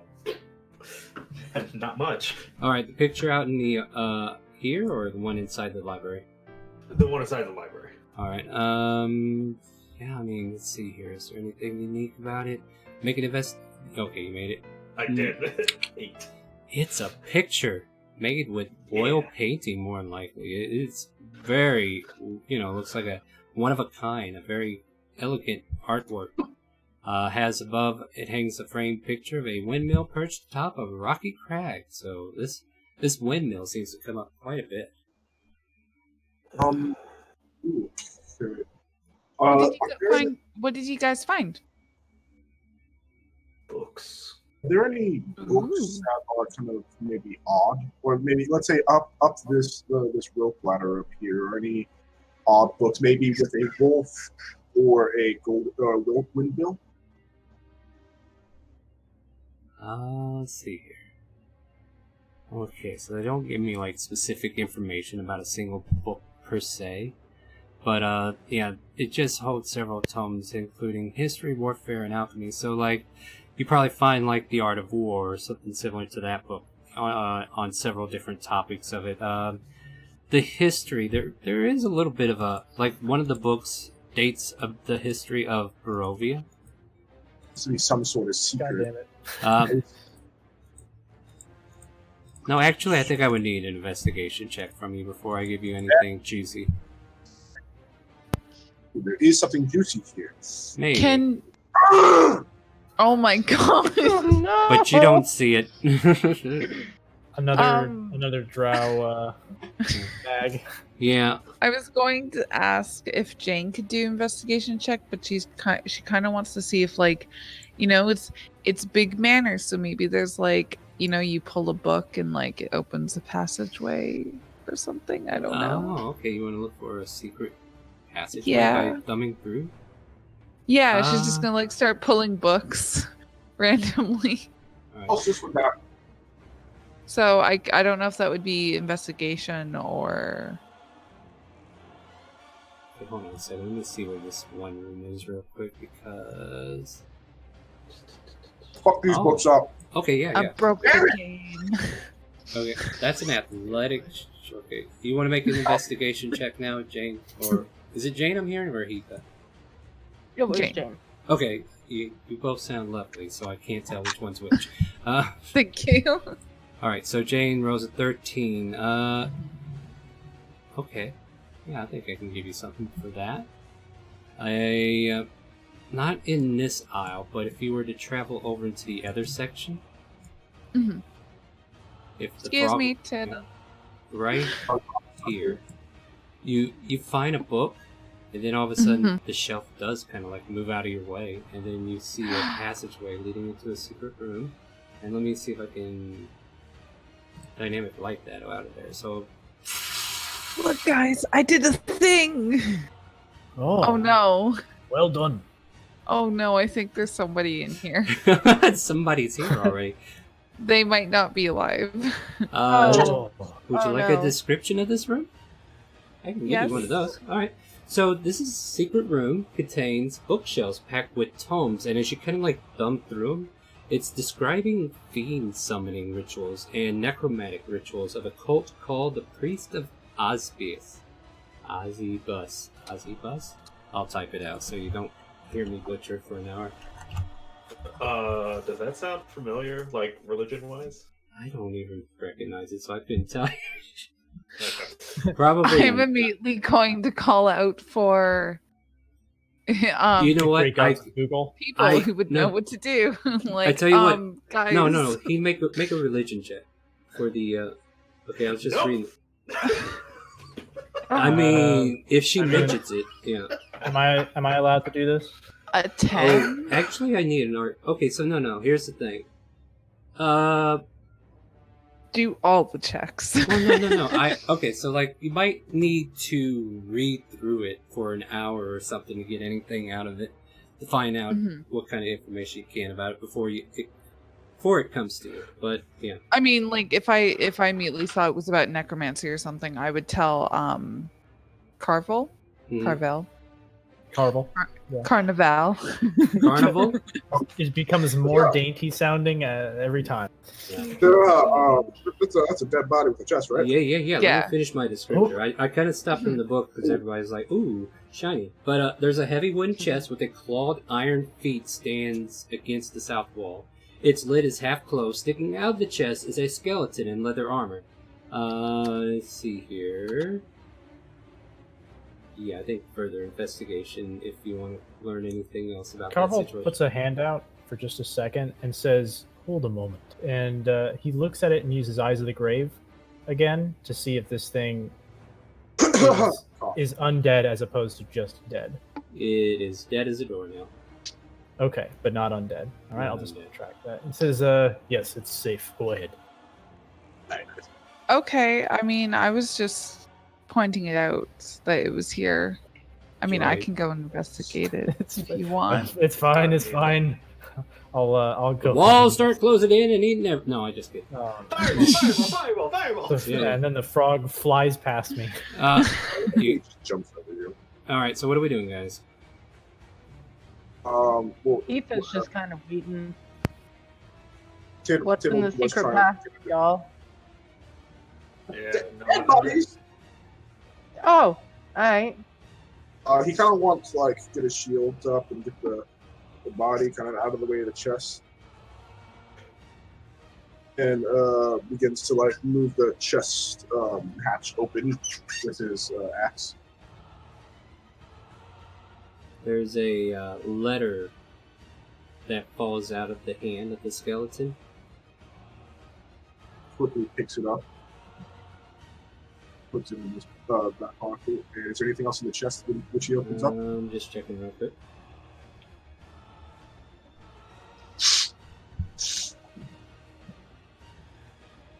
The chest contains 3 blank books with black leather covers.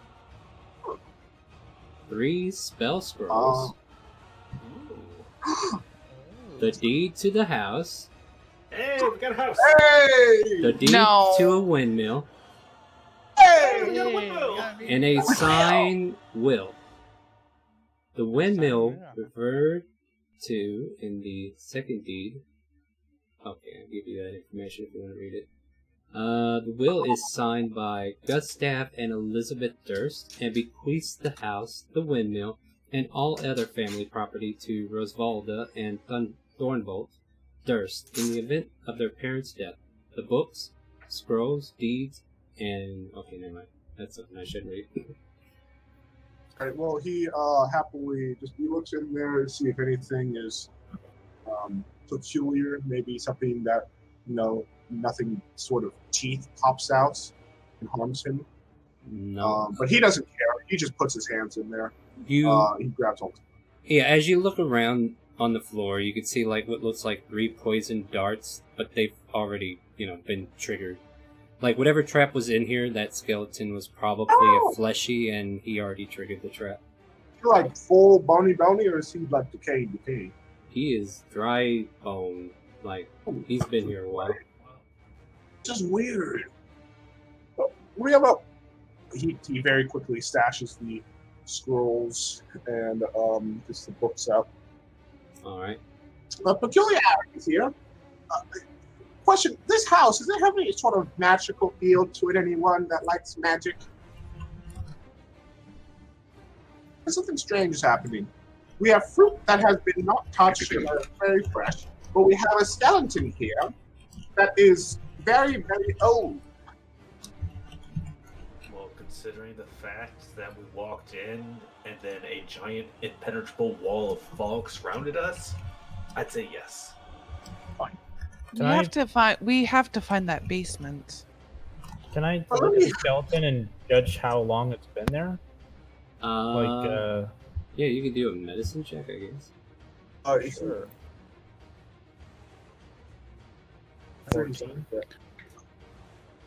I mean, maybe we missed something downstairs, like I don't know. If there's one secret passageway, there might be more. Yeah, Those that's stairs why I was. continue up too, don't they? It looks like it's been here maybe well over a decade or so, maybe even longer. It's hard to tell. And those stairs continue up, don't they? Yes. Wait, they did say the baby was on the 3rd floor. No, I thought they said it was in the basement with the parents. No, Or am I wrong? They said Walter was upstairs in his crib on the 3rd floor, and the parents were downstairs. Perhaps there's some information in these letters here about the basement. He opens up he looks at the. Is it sealed? One of them has a seal that you're not familiar with. Let me add this into my thing real quick. I'll show it to you, but ignore the naming on it. That's the seal. Okay. Well, hold on. There's a seal. So because we want to be able. Are we going to have to break the seal to read the thing? Pretty much. Okay. Is there something on the desk that we can use to like put a piece of paper and make a rubbing of the crest with like a piece of charcoal or something? Yeah. Do you have charcoal? No, I was asking if there's anything on the desk like that. I don't think there is. We do not have to break the seal to open up the letter. Also, Yeah, where did Cody go? Cody, what are you doing? Yeah, we kind of I'm- ignored you guys. No, it's fine. I was just waiting patiently, but I was wanting to investigate the this room for the the music room. There were magic scrolls. Yes, 3 of them. I wouldn't know. Yeah, you're not magic-y, so you wouldn't know. So I can look at them. I should I say. can detect magic once. So, Heath will put that out there. I can check one thing for magic. So I can cast detect magic twice, but then I can't use any of my other spells. We don't have to look at any of these detecting magics. We'll look at the books later. They wouldn't even tell us what the scrolls were. Just tell us this is magic. Yes. Well, Yeah, if it was in the I'm gonna hands go of people find who Cody. know magic, then they might know what they are. Thing is, Yeah, it's I in the mean, hands of somebody who doesn't know anything. Jane's gonna go find Cody. I could at least tell if they're divine or not. Maybe. Yeah. All right. Okay, so who has the scrolls? Let me just ask. Let's get this point of order done. Who's say your name so I can tell. All right. Are you going to give it to them, or are you the only one holding on to it? I'm the one. So are you telling them about it or no? I mean, no. Then he has scrolls on him, and he's not letting anybody know. So nobody knows what these scrolls are. Point of order now goes back to Cody. Cody's been waiting to play this game. Let's let him play too. And Jane has joined him in the room. All right, Cody, tell me what you want to do in this room. While I look I up want the to investigate the Didn't you not say there was a painting in here? Gossamer drapes covered windows, elegant appointed hall, which has a brass-plated chandelier hanging from the ceiling. No, there's no painting in here. Upholstered chairs line the walls, stained glass wall hanging depicts beautiful men, women, and children singing and playing instruments. You see a harpsichord with a bench rests on the northwest corner, that's this. And near the fireplace is a large standing harp. Alabaster figurines of well-dressed dancers adorn the mantelpiece that is on the fireplace over here. I'm going to go to the fireplace and I'm going to investigate the manticore. Alright, so close inspection of them reveals there are several carvings of well-dressed skeletons. Oh, okay then. Okay, and I'm going to investigate the fireplace. Make an investigation, I guess. Okay. Investigation. Looks like a good place to burn wood. Okay then. Yep. I will go back to Jay and tell her that those aren't they are skeletons. They are not actual people from the looks of it. That's interesting.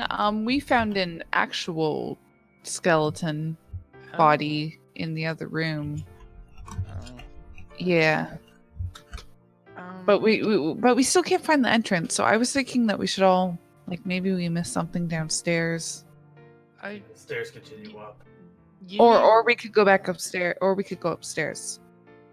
I would also want, before we go, I want to investigate inside of the piano type thing. Harpsichord? Yeah. Not the harpsichord. Alright, so alright, make it happen. What are you doing? Are you just playing it or what? No, I'm opening it. You open it? It looks like a harpsichord. Do I see anything out of the ordinary? Save you time and brevity? No, there's nothing out of the ordinary with this thing. It's just a plain old harpsichord and a harp over here. So really there's nothing more outstanding about this room other than those creepy dolls.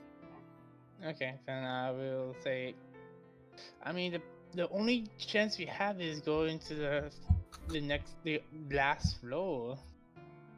I mean, we investigate everything. We go downstairs and on this floor. So, I mean, to go for the last hope, or we missed something. All right, are we? Downstairs. Mm-hmm. So. Yeah. Sorry, are we going upstairs then? Let's go. I'm leaving up to the tank inside. Yeah. Just gonna head upstairs. All right, so who's going first? Frog. Heatha first. All right. I'm going behind Heather. All Alright, Hetha, there you are. I don't know, can you see? Can I try to open up the letter before I do? Well, you can. I mean, are you going to open it up and tell them about it, or how are you doing? Yeah, so I want to basically, I'll take my, Like what you do can call it? I want to like carefully open it up without breaking the seal. That's what I'm trying make a sleight of hand. to do. You split it down the middle. And I don't fucking see anything. Well, it doesn't matter. I'd like to read the letter out loud. Alright, as you're climbing up the stairs, and I'll go ahead and post this for you, it reads, "My most pathetic servants, I am not a messiah sent to you by the dark powers of this land. I have not come to lead you on a path to immortality. However many souls you bled on your hidden altar, however many visitors you have tortured in your dungeons, know that you are not the ones who brought me to this beautiful land. You are but worms writhing in my earth. You say that you are cursed, your fortune spent. You abandoned love for madness, took solace in the bosom of another woman, and sired a stillborn son. Cursed by darkness? Oh, of that I have no doubt. Save you from your wretchedness? I think not. I much prefer you as you are. Your dread lord and master, Strahd von Zarovich." Gentlemen, to come back downstairs. No third floor. Knows what's upstairs. Well, they're already upstairs, too late. Anybody else going upstairs? Yeah, I thought we were getting in line. Yeah, so... Yeah, I was going to go upstairs. Alright, Heath, Also, I'm I gonna think move you it's over funny one. that I went to go write everything down and you went so fast I couldn't. Oh, so I- I'm glad I there's a posed- handout. Yeah. The handout's up at the top. I didn't even look. The other two that are in that room, do Hold you on. want to go upstairs too? Yeah. Yeah. Alright. Jane, what do you want? Okay, Well, did we yeah, hear I was him gonna calling us? yeah, I'm moving you all up the staircase here. You're technically down, so don't think you're right where you are there. And then I'll move, I'll remember names next time. Siltavian? Yes. Alright, you want to move up too, right? Yes. Yeah. Alrighty. Okay, so there's the order. You guys are going up the stairs still, and you're not technically there, so you're like below that. Yeah. All right. I'm underneath this. All right. Ladies, gentlemen, And we yeah, should leave. you hear him. Okay, coming well, from what do we see as I come up? as you come up, you see climb the red marble staircase to the full height and come to a dusty balcony with a suit of black plate armor standing against one wall over here, draped in cobwebs. Miss Hetha, Oil. we should.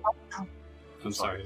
No, you're fine. I paused because I was trying to make sure I didn't read something I shouldn't have. There are oil lamps that are mounted on the oaken panel walls, which are carved with woodland scenes of trees, falling leaves, and tiny critters. And I think that's it. Go for it. Miss Hetha, we should turn back right now. We find a way through that fog. Why? Did you find something in that chest you didn't tell us about? The letter. Well, I showed you the letter. I just didn't want to open it very carefully. There's something very, very dark here. You talk of a stillborn with another woman. That's why the mother hated that the child painting. He was staring at it very angrily. We should get out of here. It says, not to the Messiah, the dark man's promise, blah, blah, blah. I believe the father was trying to get to immortality. Did any of you find a hidden altar, perhaps? Auto? No. Auto. Let's- Mm-mm. Okay. How? Do we want to head, you said stillborn son? You think that was the baby in the painting? Yes. But the girls were part of it because stillborn means it's dead. It means it never came out alive. Yeah. But the Should baby we looks head down- normal, Should right? we head down and check the painting and see if it... I think if Yeah. we split up, half of us will stay up. No. Oh my god. If you want to stay up here alone, that's fine. But I'm staying with a party. It says, Like- however many souls you have bled on your hidden altar, however many visitors you have tortured in your dungeon, know that you are not ones who have brought me to this club. Yes, to talk of I believe the father was a horrid man that cursed this house because everything is pristine and nice except up here. I think Stillborn is up here and it is doing terrible things in space. Okay, let's go down and look at the painting and see if we can tell if that baby looks dead. Alright, so for sake of How about brevity that? and not moving our tokens, do we want to go back downstairs and we'll just kind of like theater of the mind it, and I'll let you know if something crazy happens? And then if we need our tokens, Yeah. we'll bring them down after that. Alright, so Sure. what floor are we going back down to? It's the second floor, right? The one with the family picture.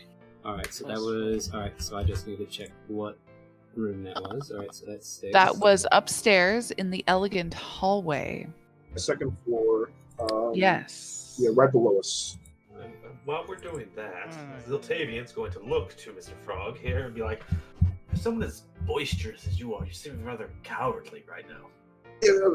I can handle many foes, you see, but men with swords and knights is one thing. Magic is something I can't really do well at. You see. So magic is not really something I go after too much. Especially when it leads to saying that says, I am not your messiah to you by the dark powers of this land. And, oh, by the way, it ends it saying, your dread lord and master Strahd von Zarovich. Strahd, the devil man, yes?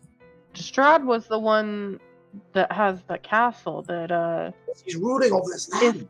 Ismark was saying lives in a fortress, right? Yeah, I think Yes. so. It's on the map here. Oh, wait, we didn't look at the map yet, have we? No, No. we did, didn't we? No, we Oh, did. no, we haven't actually. Oh, no, we well, haven't. not Oh, in no. character, but we know... Not in character. We know, and you guys have seen it from where you were. It's like covered with mist, but it's like above on the northern hill there. Oh, we have seen it. Mhm. So yeah, it is seen overhead of Barovia. Huh. Okay, so Yeah, I just posted basically verbatim what was said in the original. Is there something else you want to do swaddled about? baby, so we can't. You can't see if it's done. Yeah. What is- Okay. what is Swaddle It says Baby, right? something about a altar. We bled on the altar. Yes, well. Can you guys think of any place in the house so far that would have had an altar? At the kitchen. What was that down there? It was a Well, kitchen. there was a It was pantry. Yeah, it was just a Outside, it looked like with rolling pins, and it looked like some vase of sorts. I'd be unsurprised if the altar is upstairs. Yeah, at this point, honestly, if we tried to push through that fog, I think our best bet is to probably clear the upstairs and maybe whatever caused the fog we can take care of and then leave and get the fuck out of this house. Can we kill the children as well? They are monsters. I mean, we probably- Wow. Let's not.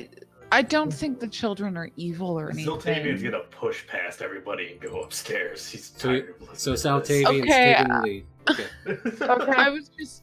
Jane holds up her hand. I was just Okay. going to mention that maybe the Hold. altar Hold behind is in the Heatha. basement.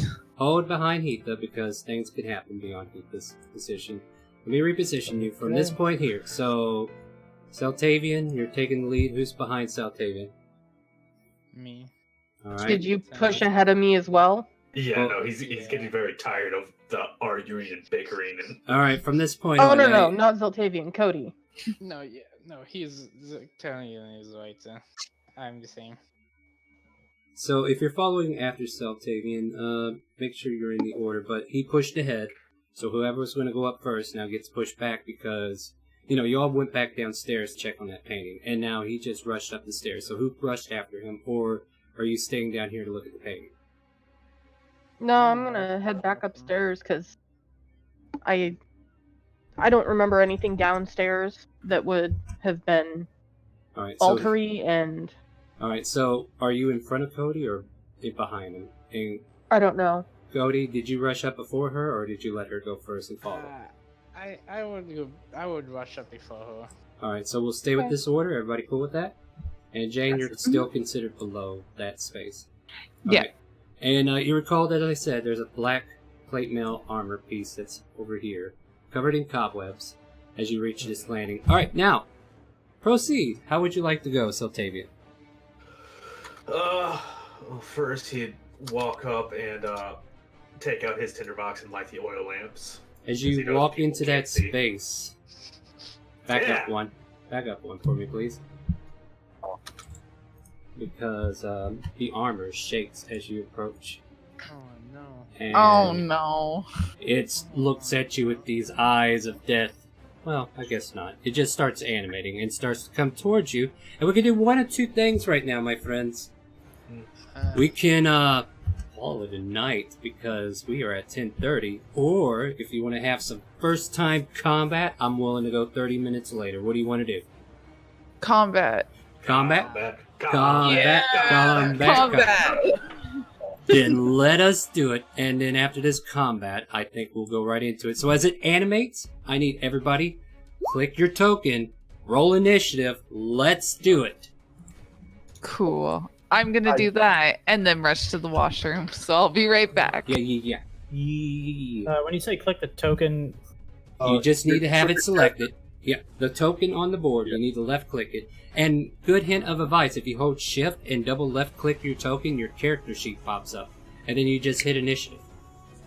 There are macros for initiative, and I need to actually add that to mine, so let me see where that is real quick. Yeah, where's the initiative screen?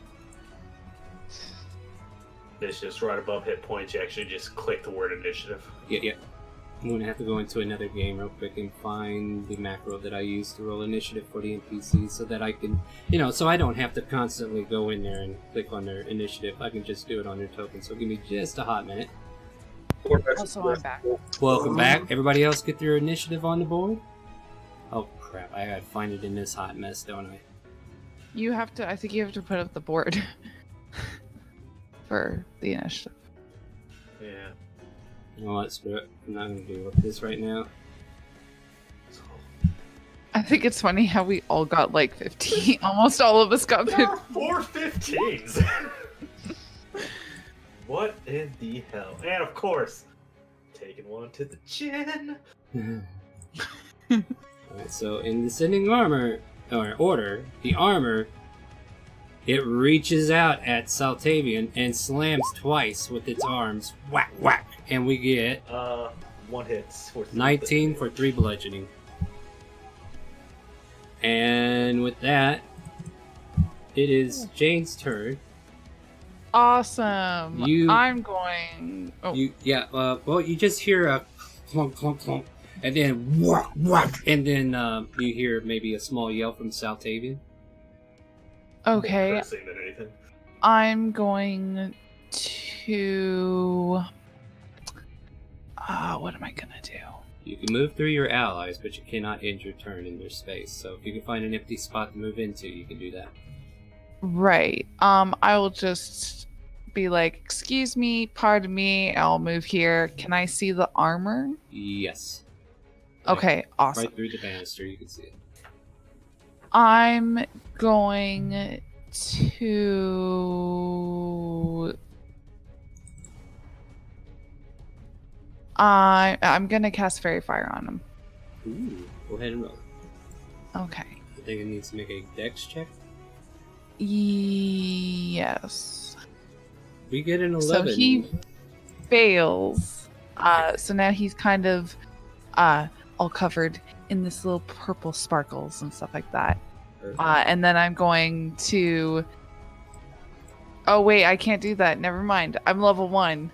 I have no bardic inspiration. That's my turn. Yeah, you already gave it away earlier, didn't you? I did, and I haven't short rested, so never mind. Yeah, alright, so there you go. But you fairy fired him, and the next person has an attack on him, gets advantage, right? Any attack roll against the affected creature has advantage if the attacker can see it. But the And that doesn't. duration- That duration is 1 minute. So, Yeah. and also each object in a 20-foot cube within the range is outlining. I'm trying to aim it so it doesn't hit anybody else, but I don't know if I can. Yeah. Let's see here. So let's get. Yeah, I don't know if you can either. Let's get an aura here for about, what is it, 20 feet squared? Yeah. Alright, so. Oh, wow. Yeah, I Yeah, don't no, think that's you could. everybody. Yeah, you pretty much lit everybody up. So. Everybody make Great. dex saves. I'm sorry. I'm kind of like below. Even where you're at, it's 20 foot squared. So it goes up and down. Lovely. Yeah. I'm So- really sorry. What's your DC again? It was, It is I think you said 15? 14. 14. So if you Goodness. failed, you are attacked with advantage as well. So who all failed? Siltavian did, right? Yep. I'm just going to give you all purple. Siltavian did, Carval did, and Tittle Fiddle, and I also did. Might be It's easier to just mark the people who didn't fail. Might have been, but I already did this, so whatever. I already went And this then far. Jane groans, and Jane just like right before her turn, and she groans and says, "Oh right, I forgot. I'm supposed to use that on multiple enemies, not one. Sorry, guys." Oh, I that's feel lovely. funny. You're glowing with purple light, so there you go. Yeah, it's like you have purple snowflakes all over you. There's a raid going on now. That's so pretty. All right. Does that finish your turn, Jane? Yep, that's my turn. Cody, show us what you're going to do. I'm gonna put my hand to the ground and I'm gonna use also tremor. Oh, nope. It didn't post the thing, but I guess I'll just read it. You cause a tremor in the ground within range. Each creature other than you in that area must make a dex saving throw. On a failed, a creature's taken 1d6 bludgeoning damage and is knocked prone. If the ground in the area is loose, a stone or earth, it will become difficult terrain until cleared. So where'd you point that? Yeah, we're At gonna. at the armor. Well, we know that part, but hold on a second. Let me take a look at her trimmer real quick, because you might have done the same thing. Let me see what this No, does I- fully. I gotta see it for myself. Alright, so you cause a tremor on the ground within range. Each creature other than you in that area must make a dex saving throw. On a failed save, a creature takes 1d6 bludgeoning. You cause a tremor in the ground within range. Each creature. This is on you. 10 feet from you, from what I'm reading here. On a failed save, creature takes 1d6 bludgeoning damage. It is not prone. If the ground in that area is loose, earthwood is not. It becomes difficult terrain, so you don't have to worry about that part. So, yeah, this originates from you. So, 10 feet. All of us. So, yeah. Everybody within 10 feet of our Dragonborn my friend, God. big dexterity saving throws. And I'll make one for the animated armor. Because I think it's in range, right? Did you even move up close enough for him to even get hit? Yeah, you did. Okay. Yeah, You're- yeah. Thank you. I- Christ's Oh, sake. Carmel, you passed too. So basically, what I'm hearing is I don't even have to do anything. You guys are going to kill each other. Fiddle Fiddle fell down. Oh man, yeah. You get knocked prone, and then you take Yeah. 1d6 damage. Which is 6 damage. Roll your 1d6. That way we know. It automatically rolled it. It looks like it says 6 up there. Oh, okay, yeah, 6. So 6 point of damage if you got hit by that. If you save, You're the only one who got hit. Oh, thanks. the armor didn't drop either. So, what's your DC? Like I don't think. It... DC, 12. no, it is 12. Oh, okay, yeah, there it is. Yeah, he didn't get knocked down either. Well, you guys are off to a great start. I I mean, promise not to fuck anybody up with my ability. yeah, Carvel, why don't you go ahead and go? Did you want to move at all before I pass your turn there, Cody, or are you good there? No, yeah, I will move up a little bit. Alright. Alright, so Corval, what do you want to do? Or Carvel. I'm going to. So the frog got fucked up. Fiddle diddle. Mhm. I'm gonna try to get that name. Tiddle fiddle. Yeah, See? Tiddle fiddle. 55. How are you looking? Are you pretty bad? I'm like almost half. Jesus Christ! Dang. All right, he I'm looks bloody. gonna cast a healing word on the frog, and I'm gonna do Toll the Dead on the armor. Yeah, that's a cantrip. Okay. So the first thing I'll do is the healing word. And I will give you a wisdom saving throw. For what? For your Toll the Dead. Oh, okay. Yeah, I'm doing the healing word first. Yeah, go ahead. I'm just trying to keep up. Submitting that. So, Okay, Tavian, you're Fiddle, on you deck. get 5 HP. Thank you. I'm almost. I'm 1 point. Alright. Fantastic. And now I'm Now- doing Toll the Dead. Yep. How do I do the? Click it. Damn It it. should be in your. It should be in your It's not- top sheet. No. Okay, yeah, I got it. Well, what's your wisdom saving throw? It is a 13. All right, it failed. So go ahead and roll 1d10 because it did not take damage yet. I don't think. No, it didn't take any 1d8. damage. Or yeah, 1d8. 1d8. I apologize. I'll 1d8. Yeah. I mean, I could make you keep that 3 if I... No, go ahead and roll the d8. There you go. That gives you a little bit. 5 damage. So, yeah, the necrotic bells ring for this animated armor, and it just kind of like tilts its head left to the right, trying to figure out where that ringing noise is coming from. Anything Go else to for your sleep, turn? spirit. Oh, that's it. Yeah, no problem. I'm done. I'm just reading some other stuff, making sure none of that was resisted, which it doesn't. It seems to do full damage. So, Tavian, Excellent. Heatha, you're on deck. Well, I think I'm time to bad touch it back. Oh, that's a bad touch. Go for it. Oof. That hits. Double clicks my thing. You really named my token Froggy? Yeah. So you electrocute this thing with a shocking grasp. Charge of electricity shoots across its corpse or its plates, and it just shoots off from side to side. Looks like it's taking some damage from it. Anything else for your turn? Do I want to try to move? Yeah, you know what? I'm gonna head down the stairs here. Whoa. Take that attack opportunity. Okay. The armor slams out. It's an 11. You're lucky. You're lucky. And you managed to walk away from that incident. Heatha. Okay, I'm going to rush up the steps past everyone to in front of it Okay, you do so. and whack it with my warhammer. Alright, so you go out for a swing. Ouch. Advantage. Oh, with advantage. Yeah, that hits then. Yeah. Because we're glowing. I Yep. forgot about that. So go ahead and hit. An 11. Ooh, that's pretty heavy. You managed to dent a big chunk of its armor. Half of the head is caved in, and then part of the shoulder pads that were right there kind of like concave as your hammer makes full contact coming down the shoulder. Still standing. Thanks. That's the end of my turn. I'm good. Alright, Froggy. Alrighty. Alrighty, gets up here, gets to everyone. Because I'd imagine there's more shit here that wants to kill us. Mm-hmm. And goes smackety smack. Don't talk back. Well, either one hits. For 9 points of damage. Nice. Anything else for your turn? I get my shield up and just stay there for right now. Alright. As choices. I think a choice has been made. Go. Alright, Cody. You get slapped twice. Okay. Hold on. He's getting Realized. What's up?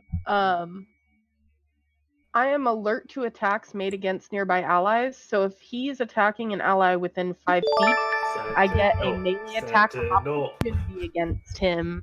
Oh, okay. Yeah. 10 feet away from me. Thank you for the follow, Hazmat. And go ahead and make your melee attack then. You do still take the damage because it all happens in the same turn. Oh So, yeah, no. three I was points just of saying I get to bludgeoning whack to- him again. By all means. Yeah. Cody, you take 3 points of bludgeoning because you were not fairy fired, right? So, yeah. And only the 15 hits. And then you do 9 bludgeoning damage, and my music quit. But it quit at the right time because that attack finished the animated armor. Heck yeah. And it I want to crumbles to the ground. inspect the armor. It is dented beyond use. But it is unanimated, no longer moving. If you want to make any... So, Heath What? is just gonna look back at Ziltavian and go, maybe you should let the heavy hitters go in front. Maybe we should stop arguing about petty things. Maybe we shouldn't hit our own people. Oh my God. Also, a fair point. Maybe we should calm down. Well, just like no, I'm used to, fighting like random packs of wolves. And I assumed that if I pointed it at the wall, it would just go through the wall or something. It's fine. We'll learn. No. And obviously I've dropped fairy fire by now, and I'm like, but I'm a little sad because the purple's gone. Aw. Ziltavian, how are your wounds? Nothing I can't take care of myself. Very well. Purple Rave Party is over. And at this point, guys, we can resolve the end of the battle, but we are going to need to go ahead and end after that. So if there's any healing that needs to happen, if you're casting spells at this point, we can do that. Otherwise, we're going to pick up on this next week. How are we looking, guys? What are we doing? I'm good, but I can heal anybody that needs it. My pride more than anything else. I'm just gonna healing hands myself and not waste the fucking spell slot and just All get right. 1 health. Okay, no, I'm fine. Froggy, how about you? I'm good. All right. Well, everybody, I think that's our session for tonight. This session 0 actually got us into one of the dungeons of Barovia, so that's pretty awesome. Join us again next week, 7 p.m. Central, where we'll come back and join these fine fellows and see if we can't get through this. Monday, we have our wondrous Elsperia campaign, Session 1, since Session 0 turned out to be a great success. I think we did pretty good. Join us for that at 7 p.m. Central every Monday. Every Wednesday, 7 p.m. Central for Curse of Strahd.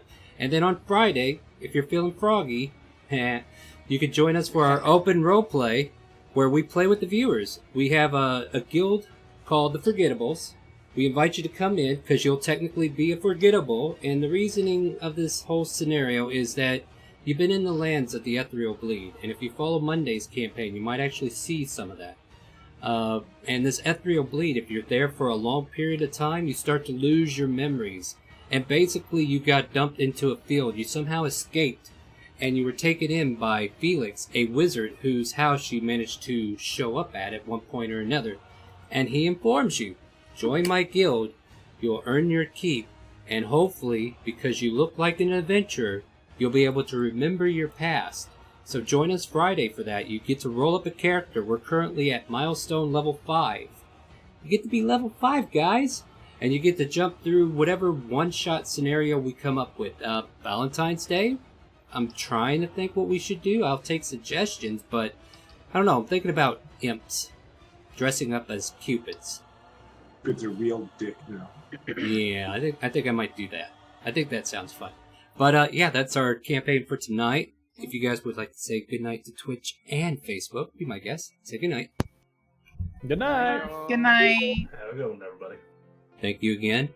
If you're a Twitch Prime, please consider me for your Twitch Prime sub. And with that, do you hear the calling?